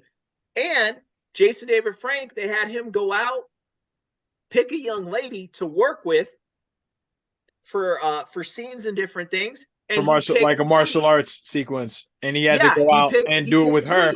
And he worked with her on the martial arts sequence that she ended up doing for her audition. And that's how she got the part. So was Jason David Frank there at the beginning of what we know as Mighty Morphin Power Rangers? He was there. Yeah. He didn't come into the episodes till later, but he was there at the very beginning. So when Austin always says the original five, okay, the original five, you mean you four and Audrey Dubois, right? That's what you mean. Yo, facts. Yeah, right? Okay. Yeah. No, us and Thuy. Then they mean the original six, because he was already there training and working with people from the get-go. Yeah. That's what happened. See, Jason told the truth about that stuff. Austin lied about that stuff. That's what everybody's got to remember about all this stuff, is that Austin lied about a whole bunch of things. And Yeah, Amy Jo cracked it and said when they left the show, the three of them, but really Austin, went to meet with HasBUMS on their own, and then came back later and told everybody what was going on. And nobody signed up, like he tried to say, all six of us together, forming together. No, it was really Austin that really pushed it, and he convinced the two others to go in there, and it didn't work out. Yeah. But the other three didn't sign up for that. They decided that they were going to kind of just stay on the show and it was going to work out. And that was another thing that he had definitely lied about. And now he's being all, yeah, me and Tommy held it down when he did that review on the Sixth Ranger. Yeah, get out of here. Yeah, and it's like, well, because he's dead and he's not around, like now you want to be all like, now you want to be all cool. Yeah, it's like, that's a little weird. Like now you want to take pictures with his wife and with his daughter because he's not there. And then at the end, they cut, Jason Frank, Amy, and Dave cut a side deal, probably through Frank, where after they all promised to walk with us and band together, it was only Walter, Thuy, and I that had the balls to stand up for what was right. And now the Frankendouche says to the world, you got to have thick skin if you're in Hollywood. Okay, or you can have no standards. There's no secret that Jason Frank and I were not beer drinking buddies, for sure. But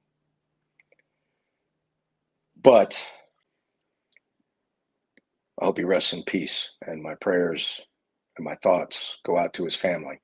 Once a Ranger, always a Ranger, brother. Once a Ranger, always a Ranger. Much love.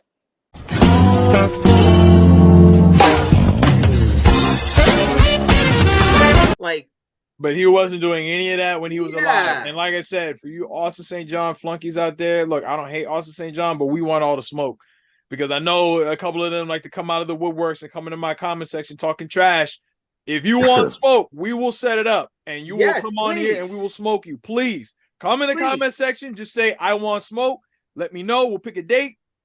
Zoom meeting will be open, and we will have that debate. Yeah, I will slaughter anybody that comes with the facts, because I'm gonna smack it back down, because I've actually met Austin, and I met him at a time that all Power Rangers fans were not even available to be around for. I met Austin, check this out, in 1995. I met Austin with Thuy and Walter with him. So I'm one of the few people that actually got to meet Thuy. Okay. I was there, and I was at a place where it was nothing but kids. I was 12, right? It was ages 12 to 0 in that place. So 12 was the oldest, 0 was the youngest, and a bunch of parents at Victor Valley College, Southern California, high desert, one of the places I'm from. They came down to Victor Valley College and did an appearance after they just left the show, and the movie had just hit the first movie. He was there, and he was very standoffish, very rude, and very in a bad mood in front of 0 from 12-year-olds. Does that tell you about where his head is? But it was funny because I don't even know if we talked about this over the phone yesterday, but he's the same guy that, like, the way that he talks about Power Rangers is like very unenthused. When you always heard Jason David Frank talk about Power Rangers, he always talked about it with a certain passion and a certain love for the franchise and what it did for the fans.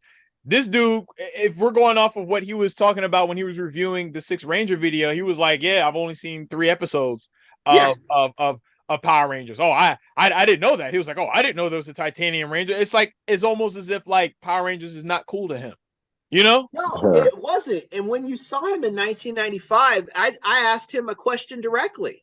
You know, I said, are you coming back on the show, and are you doing stuff with the other Rangers? When I was 12, I said, we'd love, you know, we wanted, everybody wanted to know, you know, and he's just like, nah, I got these parties at my house where I see people. I live in LA. I hang out. Yeah. And he didn't want to answer the questions. And Walter and Thuy took the mic and were like, you know, we'll always be Power Rangers. You know, you never know. They had to take the mic from this guy. Yeah, they had to take the mic from, but it sounds like him. That's what I'm saying. Like, that's the worst part about it. And it's not like we're saying you shouldn't like Austin St. John, but it's just like, yo, you know, this guy has shown a certain pattern of behavior over the years. And to me, it sticks out like a sore thumb, because I was like washing dishes and I let that 6 Ranger thing play. And I was like, yo, I can't even listen to this guy talk. About 2 minutes in, I cut it off because I couldn't even listen to it. I will only vouch for him as the character of Jason, but even the character of Jason to me wasn't even all that. You see what I'm saying? But him as a person, nah, bro. No, he totally, and they actually had him and Thuy and Walter at the show. People wanted to see some martial arts and some, you know, flips and stunts. And Austin did a backflip, and he was like, he did it, but like he totally was like not down for doing that backflip. Like Thuy and Walter were like, all right, kids, come on, let's practice, you know, a power punch. And they did like a power punch, and they were into it. And then Walter, you know, he was up there with the purple tank top on, and he was like, all right, we're going to do some hip hop keto. All right, everybody do the dance, you know, and he was showing a little bit of that. And Austin was just like, I guess I got to do a backflip. You know, he was like that. The whole, and dude, again, 12-year-olds to 0 or nothing in there. 9-year-olds, 8-year-olds, you know, excited to meet Power Rangers and, you know, get the microphone and all that and ask questions. And that dude is not feeling it. Yeah. So I'm telling you, when you know JDF would have been, when he walked in there, you know, and he'll do it because he knows how much. Jason David Frank always struck me as a guy that he knew how much he means to people. Like, and he never let like, oh, I'm famous, I'm a celebrity, you know, I'm rich, get in the way of being a hero.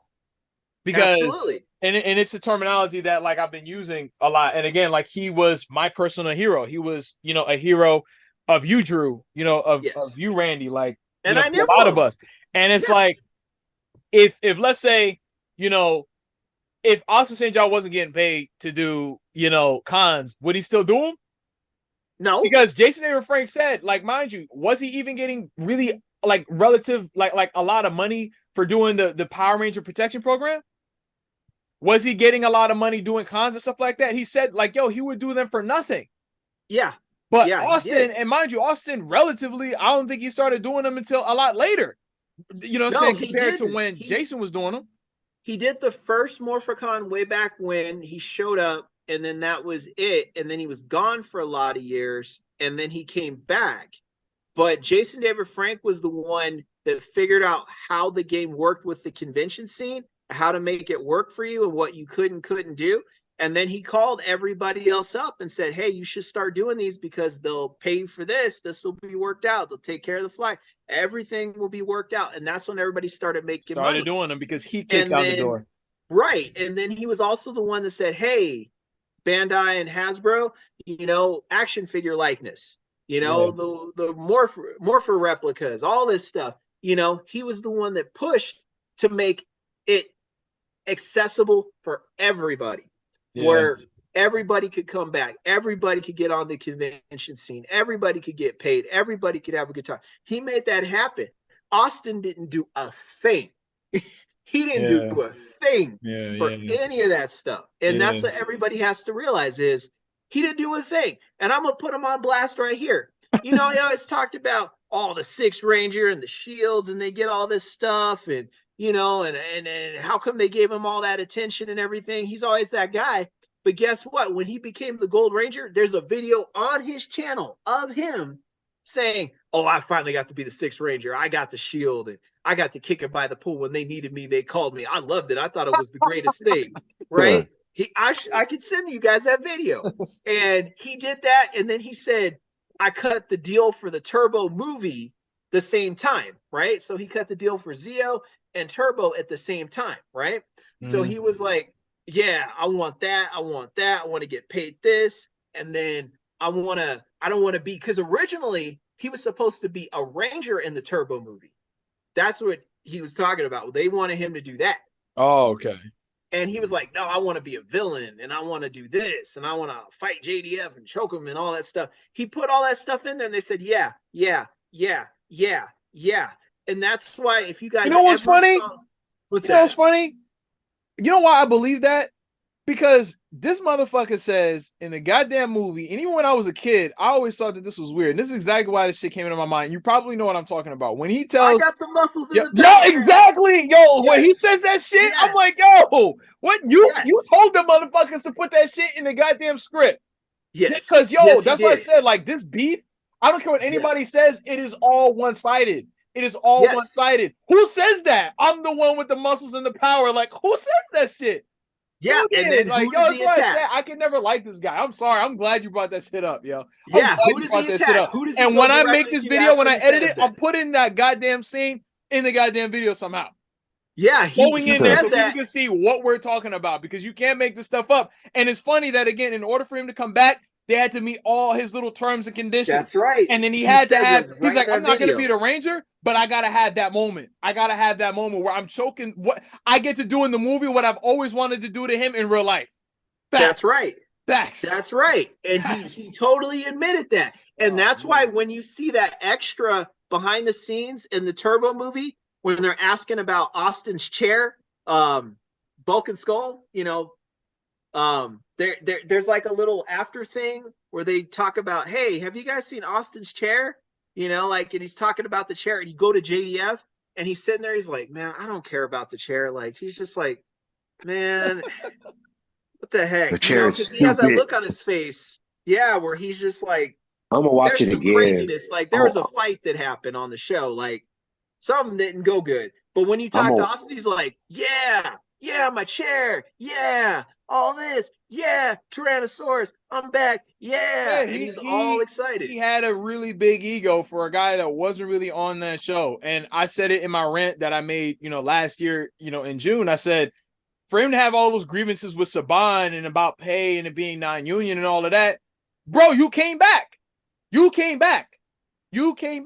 And when you look at his career, he hasn't done anything acting-wise other than Power Rangers. So yes. That's the thing. He thought I'm glad you brought that shit up. He thought he was the hot stuff. And I'm gonna send both of you that video. It's like how I got the part of the Gold Ranger. Send it to me right now. I'm sending it to me right now, buddy. I'm gonna send it to you right now. Yeah, I think I see pieces of it on Facebook, but I really didn't pay attention to it. But I'm gonna watch it now. Oh yeah, but this is why, again, if you are an Austin St. John fan and you got a problem with what we're saying, please come on here. Please come on. Like I would love to have y'all on here, and I'm going to title it Jason David Frank fans versus Austin St. John fans. And we want all the smoke. So bring it. I literally want all the smoke. But while Drew was doing that, Randy, what are some things that you would have added to the Netflix special? Because I know we went down the Austin St. John rabbit hole. I would have burn it up, yo. I would have added to me, and then I would have added like more unmorphed fight scenes and a nice little epilogue in the end. Like I know they couldn't get like Tommy, I know they didn't have Jason David Frank in the end, but I wanted to see like a nice little epilogue what happened to everybody, Afterward, as far like like instead of the juice bar scene, but at the end when they all sitting and talking, it could have been something else, like it could have been like a nice little epilogue of having, of Zach, finally trying to grasp on being a parent, Billy's guilt of, Billy coming to terms with his guilt about, Trini being gone and not giving up on bringing Zordon back and Minh humbling herself to be the new Yellow Ranger and Kat going back to her family, knowing that her husband's safe without JJ even knowing, because, how you gonna tell that to a kid? Like, oh, your father's been captured. We don't know if he's coming home or not. And then, Rocky go back to eat noodles or whatever. But yeah, like I said, like nice little epilogue or fight scenes. That's my take on it. Okay. For me, I think I liked Robo Rita to a certain extent. I think I liked more so hearing the original voice actor, which that was the original voice actor for Rita Repulsa, right? Yeah. Yeah, I liked her, but I think it would have been better if they had Lord Zedd come back. I would have liked to see an updated Lord Zedd, and I would have liked the stakes to be a bit higher. The whole her capturing the Rangers and then them being basically like small action figures, and then she's draining the power from them. Like, it wasn't bad, but I think they could have done better. So if you're, and I think the way that the Rangers were reassembled, like, I think honestly, like, it should have been a lot more in the vein of Forever Red, and I'm going to make a comparison because the stakes were high. You know what I'm saying? Like, they didn't use Rita in Zedd, but then they had, like the generals of the Machine Empire, and then they were doing everything on behalf of King Mondo. And then they were bringing back Serpentera, like which is like the Azor that they couldn't beat. I don't even think they ever even really did beat Serpentera, because Serpentera made the Megazords look small. That's how big it was. And they were going to use it to to destroy the Earth or take over the Earth, whatever it is that they were going to do. And all the Rangers, it's like it was almost like the Avengers, the way that they did it. And I like that. You know what I'm saying? Like, they all were doing something versus them just popping up, kind of like how Catherine and Rocky did. They all looked elite. You know what I'm saying? Like, when Time Force came back, like, every single Ranger came back with prestige versus the Rangers. It's like, okay, like the way that they brought Adam back. And what season was that where he came back? Was that Lost in Space? That was Lost in Space, in space. Yeah, Power Rangers in space. He came back. So the way that they brought Adam back, it's like Adam had like an elite aura about him. Like, he was so much stronger, more experienced, and better than the Rangers. And I feel like there's no way that the original Mighty Morphin Power Rangers are going to be struggling with those two minions that Rita was dealing with. You know what I'm saying? Like, I feel like in reality, Tommy and Jason, really all the Rangers, these guys should have been light work. You know what I mean? Like, for real, think about it. Like, let's say if Jason David Frank was there as the Green Ranger, do you think you would have been really struggling with those two? The story would have been totally different. It would have been completely different, but I'm saying like because let's say, when Tommy was using the Master Morpher, and what season was that? That wasn't Megaforce. That was another one. What was it? That was Ninja Steel. Ninja Steel. Okay. And when he was using his Dino Thunder powers, his Dino powers, right? But the evil robot version of himself was scared once he said, "Oh, I'm gonna morph into the White Ranger." what did that evil clone say? He was like, no, don't do it. And then he morphed. Why? Because there's literally no like on the scale of like, you know how, let's say in Dragon Ball Z, how they scale different powers, you know, it's power levels and which character is stronger than the other. When it comes to Ranger powers, the original should be the best. Like, you get what I'm saying? So I just feel like the stakes should have been so much higher than that. Like, I mean, like, yo, it's like, because the white Ranger powers were like totally pure and uncorruptible. but even because that wasn't even it. He finished them off as the Green Ranger. Yeah. So that's what I'm saying. Like the reason why, because it shows that the White Ranger and Green Ranger powers are so much stronger than Zeo and Dino Thunder. Basically, that's what it implies. So, you know, like me, like, all right, let's say like if I'm a writer or I'm a producer and, you know, I have Once and Always slated for production a year and a half to 2 years from now, but it's on me to come up with a concept or an original story. Like for me, personally, I have to have all the Rangers come back. So that's one thing I would have added. Obviously, that goes without saying. We all agree that. But it wouldn't have been, all right, so if we're going to have a Robo Rita, then have a Robo Lord Zedd. Have King Mondo come back. And because I don't think there was ever an explanation for Rita being Robo Rita. Am I right or am I wrong? There was. So what was the explanation? The explanation because was, she came back through Alpha. Yeah. To me, that's not a good enough explanation. I'm sorry. Because she had her essence in the from the Z Wave. That's all right. Because even to me, that was weird. It's like, okay, by trying to bring Zordon back, somehow she comes back instead. And it's like, well, when was Rita ever destroyed? And correct me if I'm, because you're probably I know you're more in tune with, I guess, the current timeline, especially with the comics and all of that, more so than me. So I don't know, because from what I remember in Zeo, Lord Zedd and Rita were villains that like no one even really took seriously at that point. Yeah. So I'm saying, like, let's say, go ahead, bro. It was the fact of, like, you know, with the Z Wave, like, you know, it was Zordon essence, you know, spreading across the universe, destroying all evil and whatnot. But I guess they explained it to where is that the Z Wave also absorbed all the evil's you know, essence and whatnot. And I guess Billy didn't know what he was doing. He thought he was getting Zordon back, but he was really catching. From a writer's perspective, and I love storytelling. I feel like they could have made it more serious than that. Like for me, I'm just thinking like, all right, okay, like some of the main, not all of them, but let's get. But you know what's funny? Like, because in my mind, the roadblock is, because if I'm bringing villains from the other seasons back, then that means you have to bring back the Rangers from those other seasons. So let's say just some of the worst villains from, you know, Mighty Morphin. You know, like Goldar should have been back. Like Robo Goldar. You know what I'm saying? Like that would have been better. A Robo Goldar, a Robo Lord Zedd, a Robo freaking Rita. Who else? A Robo Scorpiona, like stuff like that. But Lord Zedd is back. But he went back in Once and Always. Yeah, but he'll. I think he's going to be the main villain in Cosmic Fury, because wait a minute.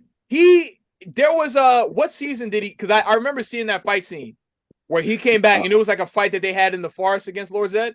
Yeah, it was Dino Fury. That was Dino Fury. Okay, because I remember seeing that. But that's what I'm saying. You're gonna have him come back for Dino Fury, but he's not gonna come back for Once and Always.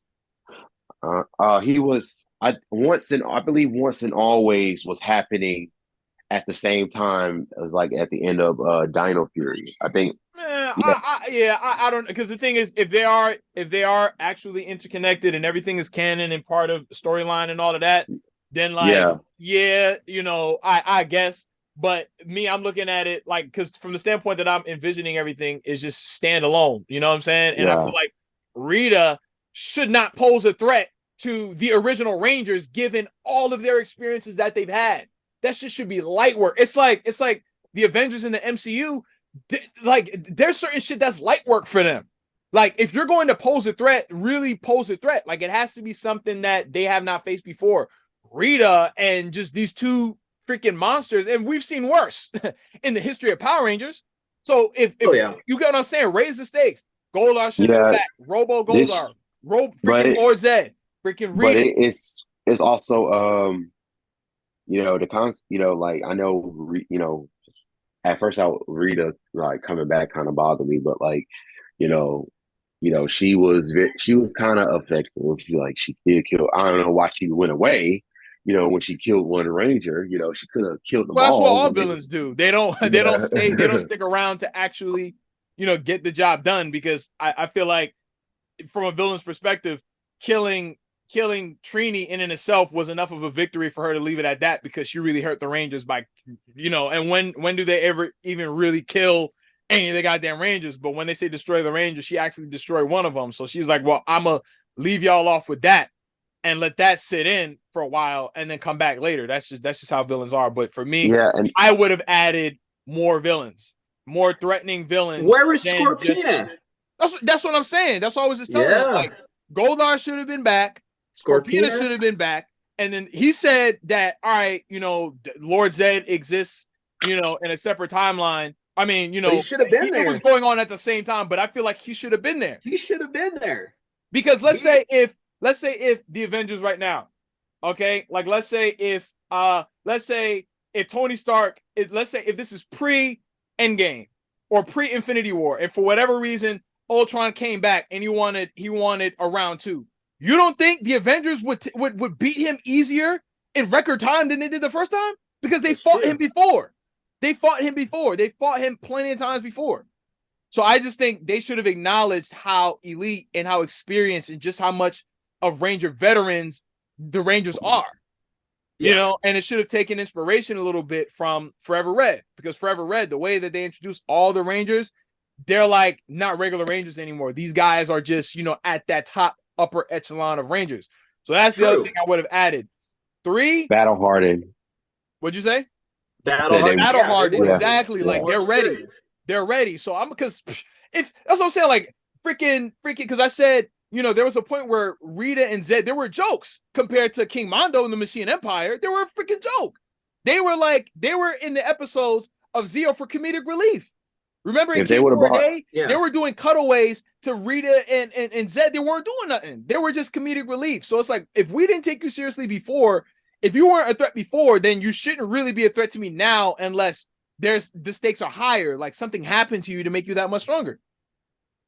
I think also this whole thing with the Z-Wave, I think like when really accidentally brought back Rita, it also leaves like, potential returns for other villains, like y'all said, villains that you won't return, because you remember Dark Panda from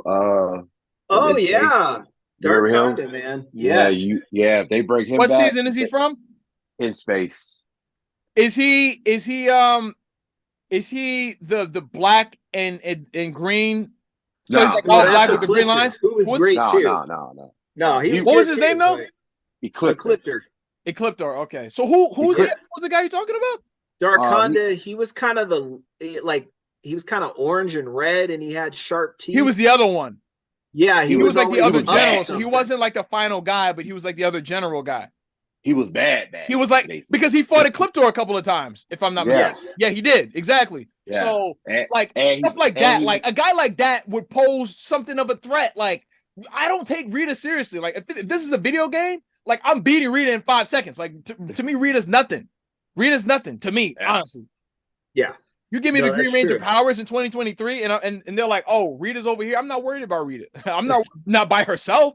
At least, and think about it. I wasn't satisfied with the way that they beat her, because Billy just snuck attack her. He stabbed her in the back. It wasn't like this super, climax of a battle. It wasn't. He stabbed her from behind. I'm like, if that's all it took, why didn't they do that the first time? actually, Zach blew her up. Who? Rita? Yeah, Zach. Oh, so she survived. She survived. See, this is why I watched it the second time, because I only remember the when he stabbed her. I don't remember when she came back the second time. So wait, because I know the Zords they didn't fight the lizard thing. They fought the other one, right? Yeah. If I'm not mistaken, they fought the other one. Yeah. Yeah, they fought Snizard in the Megazord, and Zach It was Snizard they had, fought in the Megazord. yeah. Okay.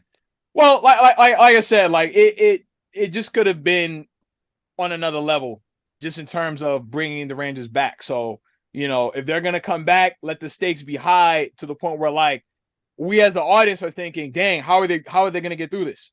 You know, because the whole entire time I'm like, I know they're gonna figure this out. Like, I know they're gonna figure it out, but it's like I'm not at no point was I ever really worried about them. Versus when you watch an Avengers movie, you're like, how are they gonna beat Thanos? How are they gonna beat, you know, Kang? How are they gonna beat Ultron? Like, you wonder, like, you know they're going to, but the stakes are so high that, you know what I mean?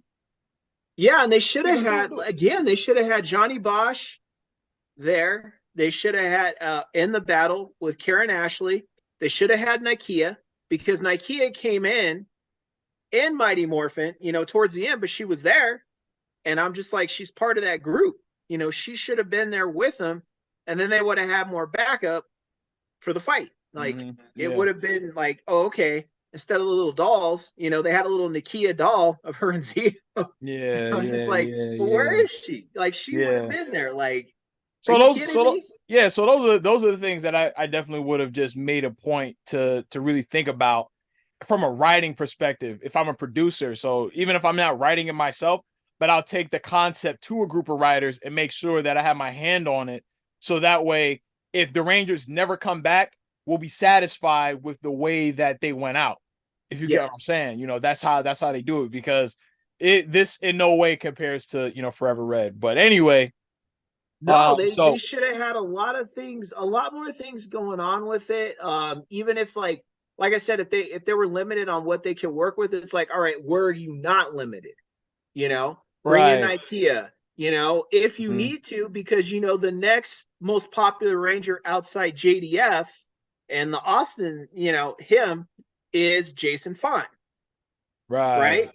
Who Jason David Frank was very tight with. You know, like, if you got to bring him in from Time Force and work in a whole time travel thing or whatever, have him come to back you guys up to have that replacement for JD. Not so much a replacement, but a strong substitute. Ranger. Yeah, strong Ranger. To bring him into the show. Like, okay, now we can bring in, you know, we could bring in Jason Font. We could have Wes, you know, we could have Andros from In Space, you know, come in. Something like that, like where they've done that before. Like you said, in Forever Red, like they had a Ninja Steel, you know, other Rangers come in. You don't think with all the dolls, because that's a dead giveaway. You got all the dolls of all them. I saw the Silver Ranger up there. I saw the White Dino. I saw them. Well, how come they weren't in the show to give a hand if you guys are down Rangers? Right. And the situation is that dire and that crazy. And then on the villain front, bring back King Spinks. Bring back regular Rita. That's what I'm saying. Bring back Zedd. Bring back Darkonda. Bring back Ecliptor. Bring back the Machine Empire. Like, you could have really, and then bring in something new, like some sort of master new villain or something that has some crazy unbeatable thing. You don't know how they're going to get out of it with it, you know, and those guys are working with them. So they got plenty of people to go through, you know, and really blow it up like Forever Red, where there's all these villains and there's all this stuff. It's funny that you mentioned that. And what actually popped up in my mind was making this like a limited series. Yeah. So let's say for what you're saying, we would need more episodes. So I would say maybe 5 episodes, maybe 6, a 6-episode special. Because for what you're explaining to raise the stakes, you need way more. Because that's why I said, like, to me, this is just like an extended episode of Mighty Morphin minus, you know what I'm saying, the key Rangers. And like you said, there was a void there just in terms of that strong leader character, because, you know, truth be told, as great of an actor as David Yost is, he's not that guy. Walter is not that guy. So yeah, they were the lead actors of Once and Always, but they're not leaders. You get what I'm saying? So even if Jason Font were to come back, that would have been cool. That would have been cool. And honestly, I favor him a lot more than Andros, in my opinion. You know, just in terms of that leader, you know, guy. And mind you, I don't know, you know, like the physical shape of other Rangers, but it's just, again, just for what I see in my, I wish they would have asked me. You know, that's why I need to get up there. So that way I could have those conversations saying, you know what, guys, this is probably not going to be enough. If you want it to do what, you know, it should do, and do, you know, like the fans, like the longtime fans justice, not just the new ones, but the longtime fans like you and me, you need more episodes. It's like the New Edition story. In order for them to cover their whole entire career, they needed 3 nights to do so. They needed, you know, 3 different episodes in order to get everything they needed to get in a certain time frame. And they could have done it. It's not like they didn't have the budget. They had the budget, because I'm pretty sure, I don't know if it was a matter of pay, and Amy Jo never really came out and said it, but I think if they gave her what she was looking for, she would have came back and did it. Because if I'm not mistaken, isn't she writing her own Power Rangers comic book series or some shit like that? Yes, she is. So that means she's still invested in the franchise. So you don't think if they for the right price, she would have came back, or under the right circumstances, she would have came back? Because we talked about this, and I'm so glad that you mentioned this, because the fact that JDF didn't come back, and you said yesterday that it really was because, you know, he wouldn't have been able to do what he would have wanted to do with the role in the episode, right? Absolutely. And the other thing was also, this was revealed yesterday by his assistant, last night, as a matter of fact. She said that he was in to do it. He was going to do it until the last month when they started taping. So the month before they officially started to do it, that's when he left. Because and she couldn't say what. She couldn't say what, but there was something that happened. In the creative process, probably somewhere, where things did not go the way he felt that they should. So he was on board to do it, boys and girls. Because why wouldn't he? Why? Because Jason David Frank is not the type of guy that would pass up the fan service, because he knows how much it would mean to us to see him again. Like every time he would come back as a kid, it would mean a lot to me, especially now. Like, you know, I told you that like the last couple of weeks, you know, were kind of rough for me. And it's like I was pulling energy from just seeing the old Rangers, you know, on screen. Needless to say, if I got to see Jason David Frank one last time on screen, that would have meant everything to me. And I know if he could have, he would have given it to us. But the thing is, if I was a producer, give the OG Rangers what they want, because they're the only reason why we're even able to do this. So why would I not take Jason David Frank's, you know, freaking perspective into account? Give him what he wants. Like one thing that like, I'm a big Michael Jackson fan, and one thing that I hate is that at his peak in 1984, when he went back with his brothers to do the Victory album, they were doing a group vote. So when the group would make decisions, Michael Jackson's vote only counted for 1. That is insane. That the biggest artist of all time, his vote only counted for 1 in a group of 6. Jason David Frank's vote should count for 100. So whatever it is that he says he wants to do it, because I feel like the greatest Ranger of all time, the guy that made your franchise successful, he knows what's best. Oh, absolutely. Even if it means he's a centerpiece, why not? Because who else is qualified to do it? This man has come back numerous times, and there is not one Ranger in Power Ranger franchise history that has that same aura, essence, and energy. No one. No one. So to me, honestly, there's no excuse for him to have not been there, in my opinion. No, and that's the thing too, because when you think about it, with deals like that, there are ways around that. It's like, okay, well, what does JDF want to do? You know, okay, let's match that, because we can't have that without him. You know, it's like, you know, again, on the Star Wars things, it's like Mark Hamill, Harrison Ford, Carrie Fisher, Billy D. Williams. Like, those are your main people. Like, what do they want? You know, what can we work with here? What do we have to do to get them? That should have been the question. It's like, what does JDF want to do? What do we have to do to get him? You know, because if we get him, he'll talk to Amy Jo. Because here's the thing that the assistant also revealed was Amy Jo was guided by JDF on proper things to do and not to do. And if the deal was good, he would tell her, you know, deal's good, we should do this. And if the deal's bad, nah, you shouldn't do it.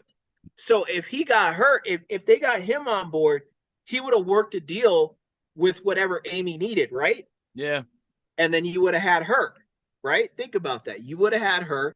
And then Austin's thing, well, he kind of messed himself up. They probably don't want him to leave the country, from what I understand, because of that tax thing. Right, Austin fans? Real quick, right, Austin fans? That tax over $10 million, right? Okay, what happened with that? They took him to jail. I worked in law enforcement. If they take you to jail for something like that, they didn't take Wesley Snipes until he just kept messing up too much. But from the beginning, if they take you to jail, you're involved in something. And I want you guys to let that sink in. Okay. Yeah, but here's the thing. I don't think we would, like, let's say if all Rangers came back except for Austin, we wouldn't have missed much, because think about it. The Mighty Morphin Power Rangers movie from '95 was great. Were we missing anything by him not being there? No. We were missing something with I would say with the other two. Oh, what, Walter and Thuy? Right. Yeah. Right. I think, you know, with that one, you know, like Austin, yeah, you could have worked it. I mean, it would have worked out even greater if he was there, because we had already built a relationship with the three of them, you know, and that was kind of the thing. But think about it. If Austin had swallowed his pride and gone to JDF, because his assistant was also saying there was a letter that JDF had written to Austin. She can't talk about things on it right now. And she also said that she has what was said in the conversation on the red carpet for the reboot movie. Remember, you see them talking? And I told you what JDF said about it, what he did share, but she knows the entire thing of what was said between the two of them. Right. And she's trying to figure out a way if she can speak on that, but there might be a clause. Right. Okay. So there were other things going on. So if there was a letter, what she was insinuating was JDF kept trying. That's what she kept really saying on her interviews. Everyone that I've seen of her, his assistant kept saying she kept trying to bridge that gap between the two of them. Right? Letters, different things. And Austin wouldn't write back. Yeah, because he's that guy. And it's funny that now all of a sudden he wants to say once a Ranger, always a Ranger, taking pictures with his wife, doing all of this stuff. So once I'm not around, now you want to be all cool. That just goes to show how much he did not like him. Yeah, it's like if he had put his differences aside, Jason would have fought for him to get what he was worth, made sure he had a prime spot, and made sure he got the deal that he wanted to. Think about that. That's a testament to how much. That's a testament to how much he did not like that man. And it really just set in where it's just like, you don't like me so much that you'll wait till I'm not on Earth anymore to actually say that, like, you like me, or to give me my just due. So when I'm not when I'm not around to hear it, because you would never say it to me, but you say it in my absence. To me, that is so fake, because he knows that, you know, and I said it in my rant last year. I said it, like, I would rather them be cool than to be at odds with each other. Like, you know, at the end of the day, I think the fan service would mean a lot more to see them back together, because again, they were the two leaders. Like, they were the strongest guys on Power Rangers. It's not, you know, Tommy and Rocky. It's not really Tommy and Adam. It's Tommy and Jay. Think about it, really. As the Green and Red Ranger, they had a certain, even if they didn't get along in real life, but it was just that the pairing of those two. I could compare it to like Tony Stark and Steve Rogers. It was that sort of thing, you know, like that parallel.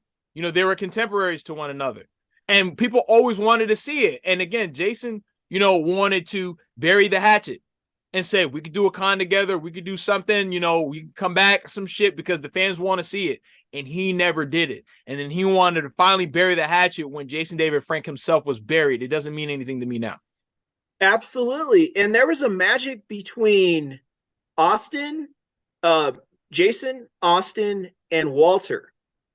You know, there was something about the three of them that was very, very special, that they had, you know, and I was really hoping that they would rekindle that one day. but it never happened. Now I know Walter and him, they were cool and they did their thing. And one of my favorite episodes was when Walter got messed up and Tommy gave him the shield to heal. Yeah, that was a cool episode. And was like, but if you really watch the show, somebody pointed this out.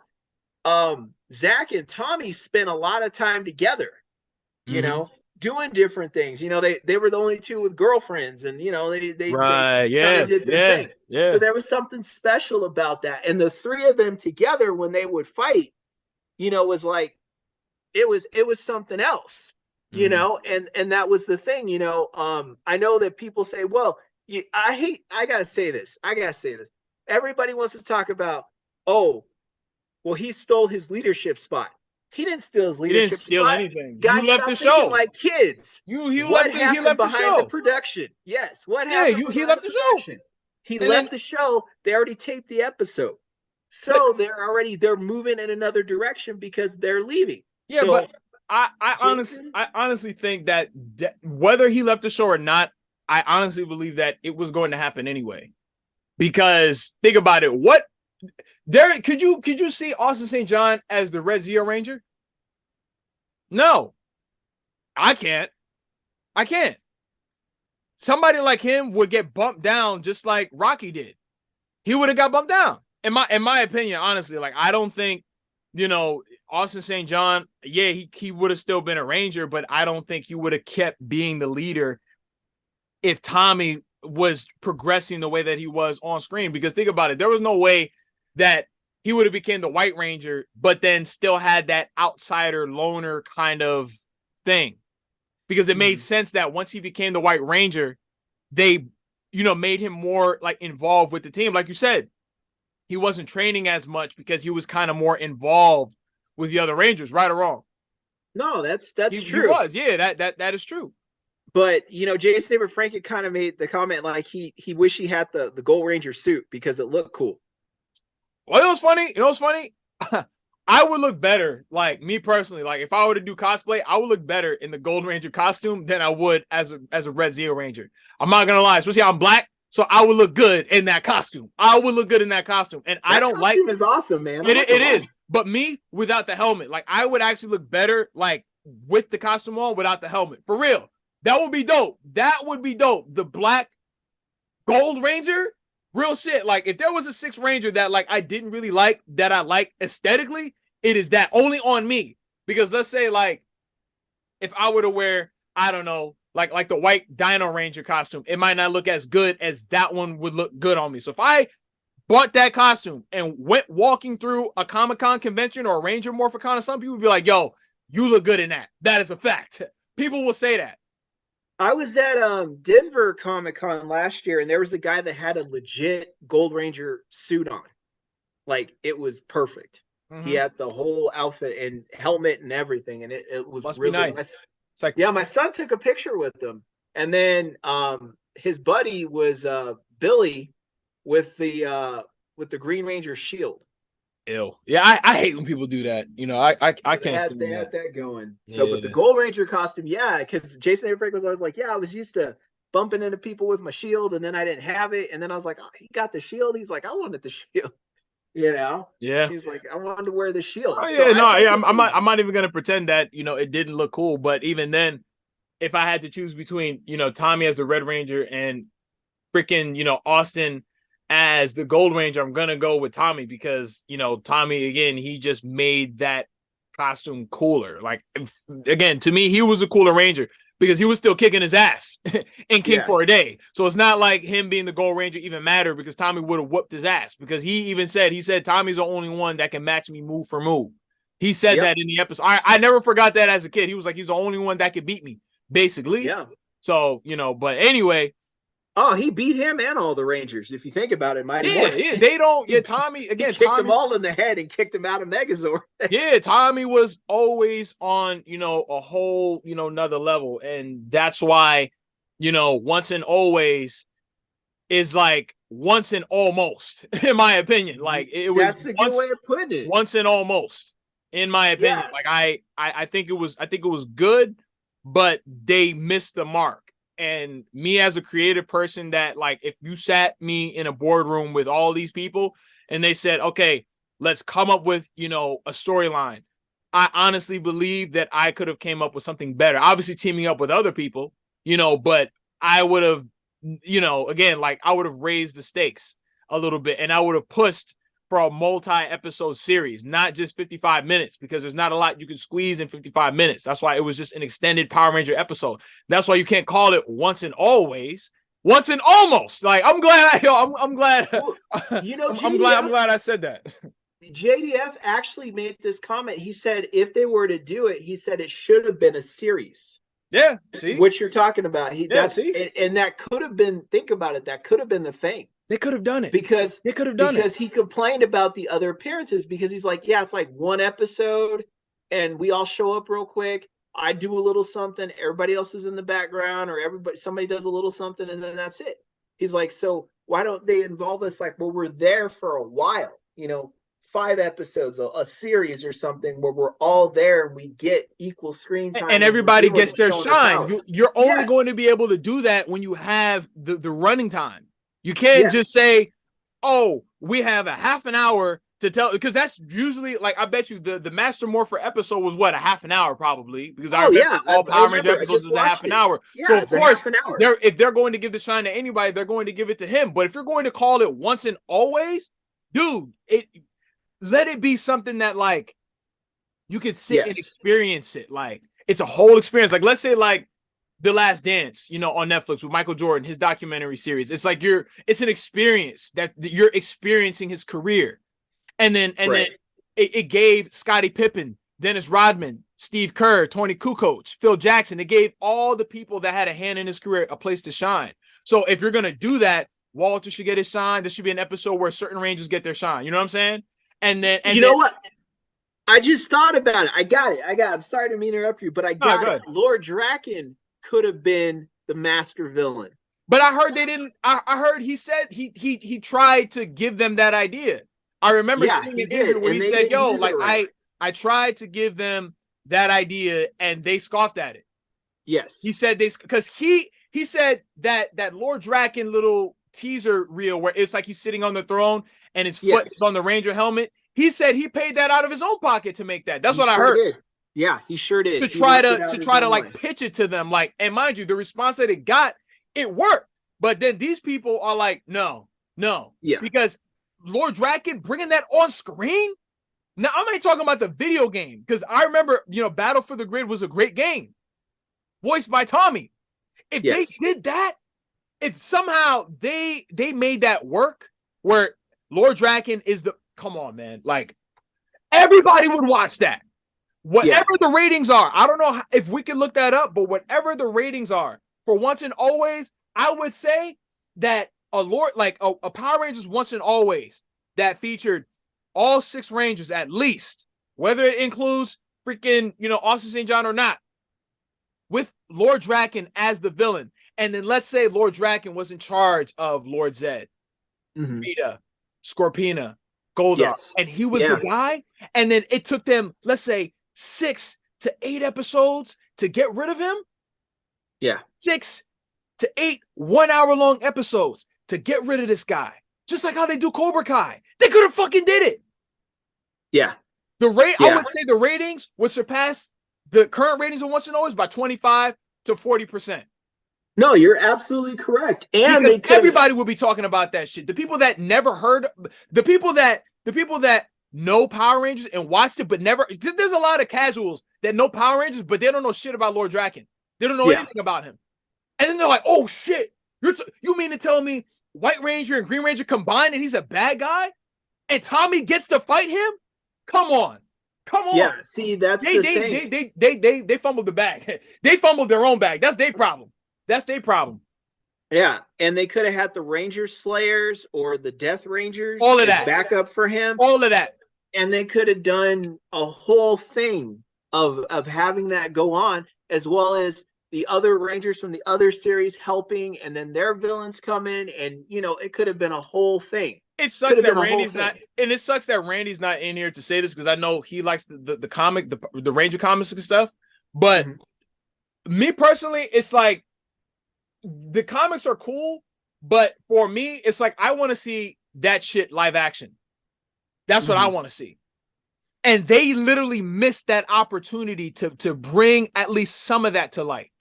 Not all of it. I'm not saying you do everything, but unfortunately, Thuy is the only one missing. But you had there was a point where you had every fucking body else.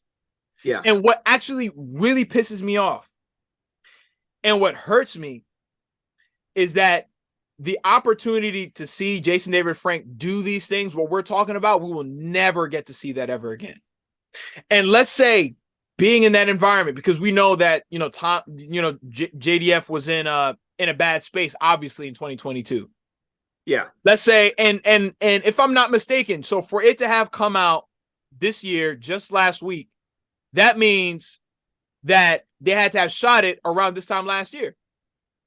Yeah. Maybe that environment, being around all the original Rangers, everybody, that whole energy of doing that, in addition to his own project doing the Legend of the White Dragon, maybe that's what JDF might have needed just to keep going. Yeah, see, to see everything through. Because you That's gotta the understand thing. something. How debilitating is it that you've given your whole life to a franchise, and for you to volunteer to do something, and then these people slap you in the face and they don't even take your opinion into account when they're making it, and then they just say you're just a helmet head, like he said in the Comic Coliseum interview, where he was like, yo, like they don't even really value the actors, you're just a Ranger head. And look at what they did. And he's like, yo, like, these people don't even appreciate me for everything I did to them, everything I did for them, my whole life.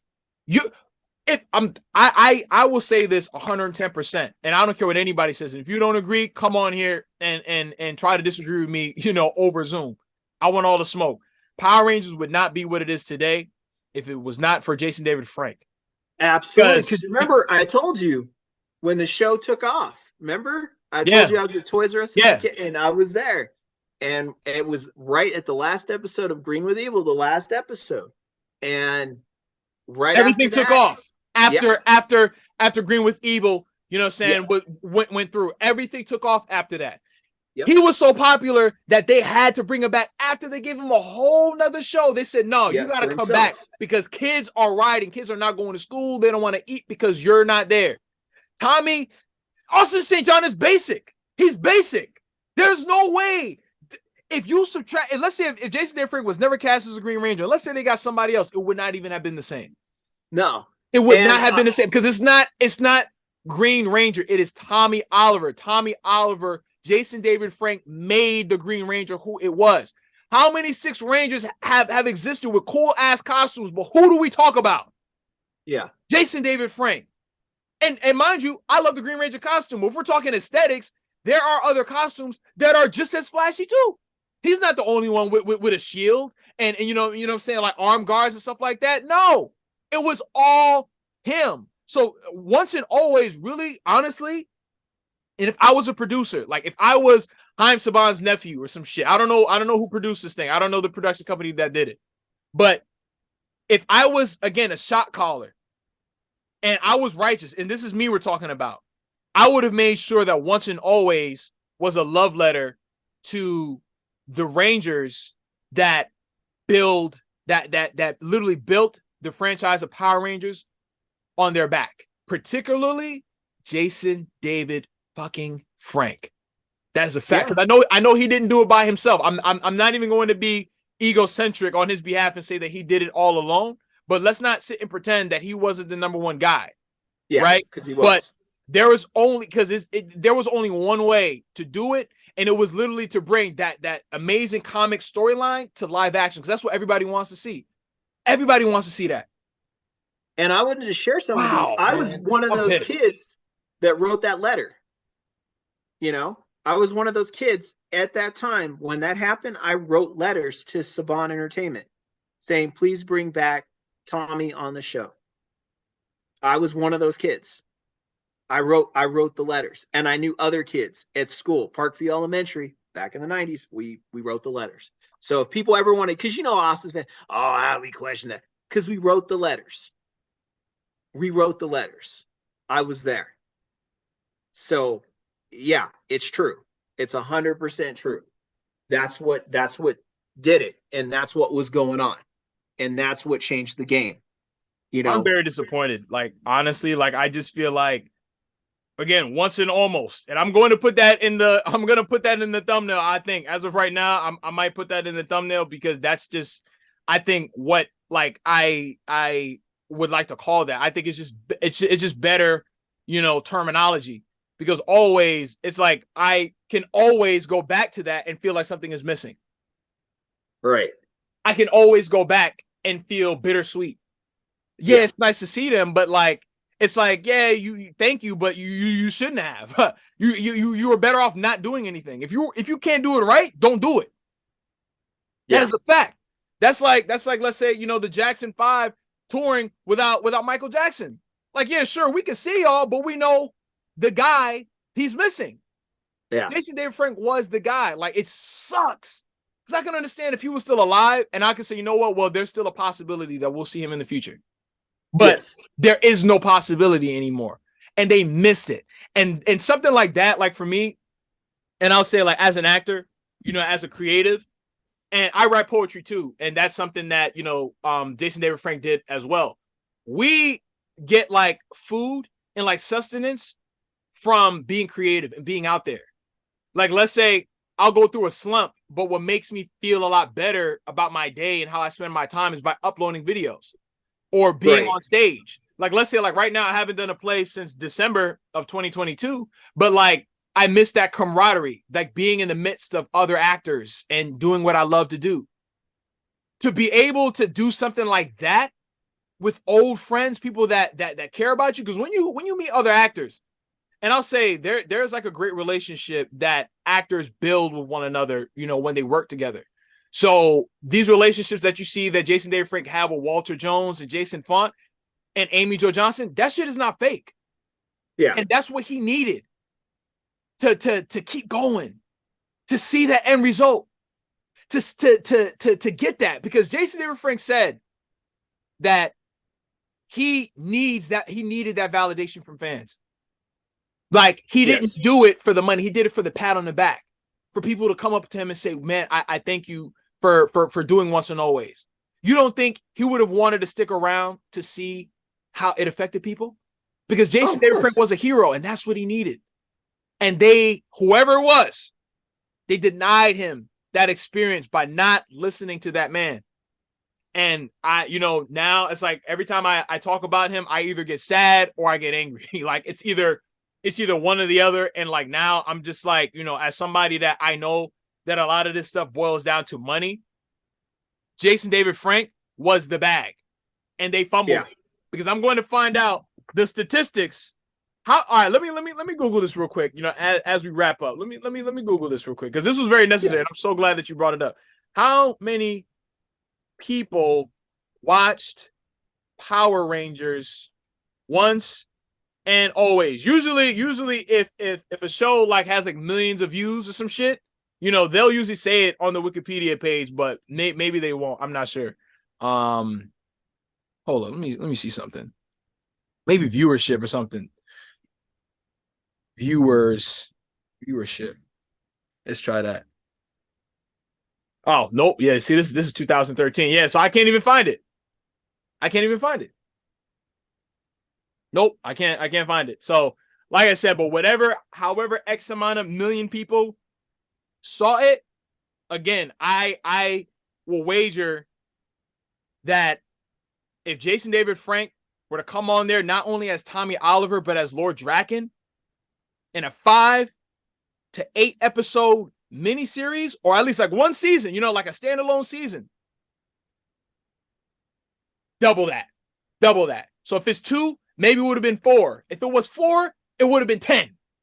You get what I'm saying? You know, but rest in peace, Jason David Frank, man. You know, like I you know, damn, because I know what he was trying to do, and I know where he was going with it, and the two of us, we can feel that.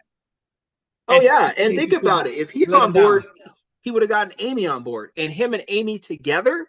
Come on, man. everybody Yeah, would have watched that. Casuals it would have been would have watched everybody's it. been asking for Amy, you know, like where Amy, we want to see Amy. Everybody's been asking for it, and it's like he was the key to get her there, you know. And it's like if he had worked something out where everything leveled out, he would have had her there. You know, Austin, whatever he wants to go do, you know, he can go do that. But but again, that's what happens when you work in an environment that you're not valued. That's like some 9-to-5 shit. Honestly, like they don't value you. You're just you know what I mean. You're just a helmet head. You're just a number. They're like, oh well, you know, we'll do fine without you. And even for me, it's like they use the Green Ranger, but like, how can you use the Green Ranger if he's not there? Yeah, I don't know. Like I said, once and almost. You know, I can agree, or I can honestly say that I will start calling it not once and always, Power Rangers once and almost, because y'all only had 2 of the original 6. You see what I'm saying? And then you had Catherine, and then you had Rocky, and then Aisha wasn't even there because she had a cameo. Adam wasn't even there. They didn't even fight. And you said by the time that they showed up at the end, it was over. It was over already. Yeah, they were like, all right, good job. They showed back. And they implied Terra Venture. They implied other Rangers, and then they only showed them in itty bitty action figures and not the real deal. This just goes to show that even to this day they're still trying to cut corners. Like still trying to save money. Yeah, like, y'all make hundreds of millions of dollars in revenue because who owns Power Rangers right now currently? I think Saban has it. Hold up, I'm gonna Saban and Hasbro. I think it's between them. Once and always Netflix wiki. Let's see. Where's the wiki? Okay, here we go. And so it says Hasbro. So Hasbro has the full rights. Okay. Yeah. Hasbro. Yeah. And wasn't Hasbro the same toy company that he was complaining about years ago? Yeah, when they got him, because like they went from Bandai, the original company that did the Power Ranger toys, to Hasbro, which made, you know, better figures, you know, did more stuff. But he was just like, but he said the brand, they weren't trying to do different. They weren't trying to make it go. Yeah, he was like, he was hoping when they went to Hasbro that they would, and they got to Hasbro and it'd be better than Saban. But they still didn't want to do, you know, certain things, and they weren't listening. Well, let me tell you something. They made $5.86 billion in revenue in 2022. So that means that boils down to $407.7 million in operating income. And then the net income was $203.5 million. They couldn't take a few freaking, you know, like the relative film budget is not a whole lot of money to do something really great. Okay, like you could stretch, you know what I'm saying, like let's say a budget of 10 mil for a limited series like that. You get what I'm saying? Like I don't know the budgets for Netflix specials and shows, but it's nothing crazy. They had the money. They have the money. It's not like they don't have it. We're not talking about an independent filmmaker that has to use a Kickstarter in order or a GoFundMe or some shit to finance his film. No, this is Hasbro. Come on, man. Yeah. Come on, there's no reason that JDF has to go to bat in the sun in order to make his own film. Right, and then I heard that this was not a union job. The one they just did. I heard that it wasn't union. That's what Amy Jo was saying, that she was hearing that it wasn't union, so she couldn't do it because it wasn't union. And my issue is not union or no union. It's this. That was the problem at Saban for years, right? That it wasn't union, and it caused all such issues. That's what caused the 3 to leave. They had union, they didn't have union, but them not having union caused, you know, problems. But then you see Hasbro, right? And if that's true, they're back in this. They're literally the same as Saban. You know what I'm saying? Right. No union, all that, and it's like same thing. Yeah, but you know what it is? You know what it is? You know, in a nutshell and in closing, I think Power Rangers is just another intellectual property that Hasbro can own. Power Rangers doesn't mean anything to Hasbro. You know, it's just another franchise. Like they care nothing for it. So they don't know how much it means to people because it says they own G.I. Joe, Monopoly, Nerf, Play School, My Little Pony, Transformers, Peppa Pig, PJ Masks, Power Rangers, Gem and the Holo. You see what I'm saying? Like Power Rangers is just another IP. They don't really care. You know, it's like at Marvel, you know, they know how much these characters mean to people. You know, that's why you have a guy like Kevin Feige that's in charge. They don't have somebody that's at Hasbro that is like, you know what, that is a champion for the franchise and is going to push for certain things and say, you know what, well, if we can't do it the right way, then let's just skip out on it for now and wait till we can actually do it in the future and do it the right way for the fans. Jason David Frank was like that, but he had no stake in ownership with these people. So he could say certain things, but they're not going to listen to him because he doesn't own it. He doesn't work for them. So they're like, yo, he's just an actor. And they don't really get who he really is and how much they really could have made from something like that. But again, you know, money is just, you know, the motivator. And again, they fumbled the bag, you know. But I just want to say, brother, appreciate you coming on. As always, you know what I'm saying, talking about you know, Power Rangers and everything. For those that are listening, Randy had to go. You know, his wife was calling him, so he had to bounce out. But you know, anyway, please be sure to like, comment, subscribe, and I'll see y'all in the next one. Peace. Be good, guys. Let's rock it.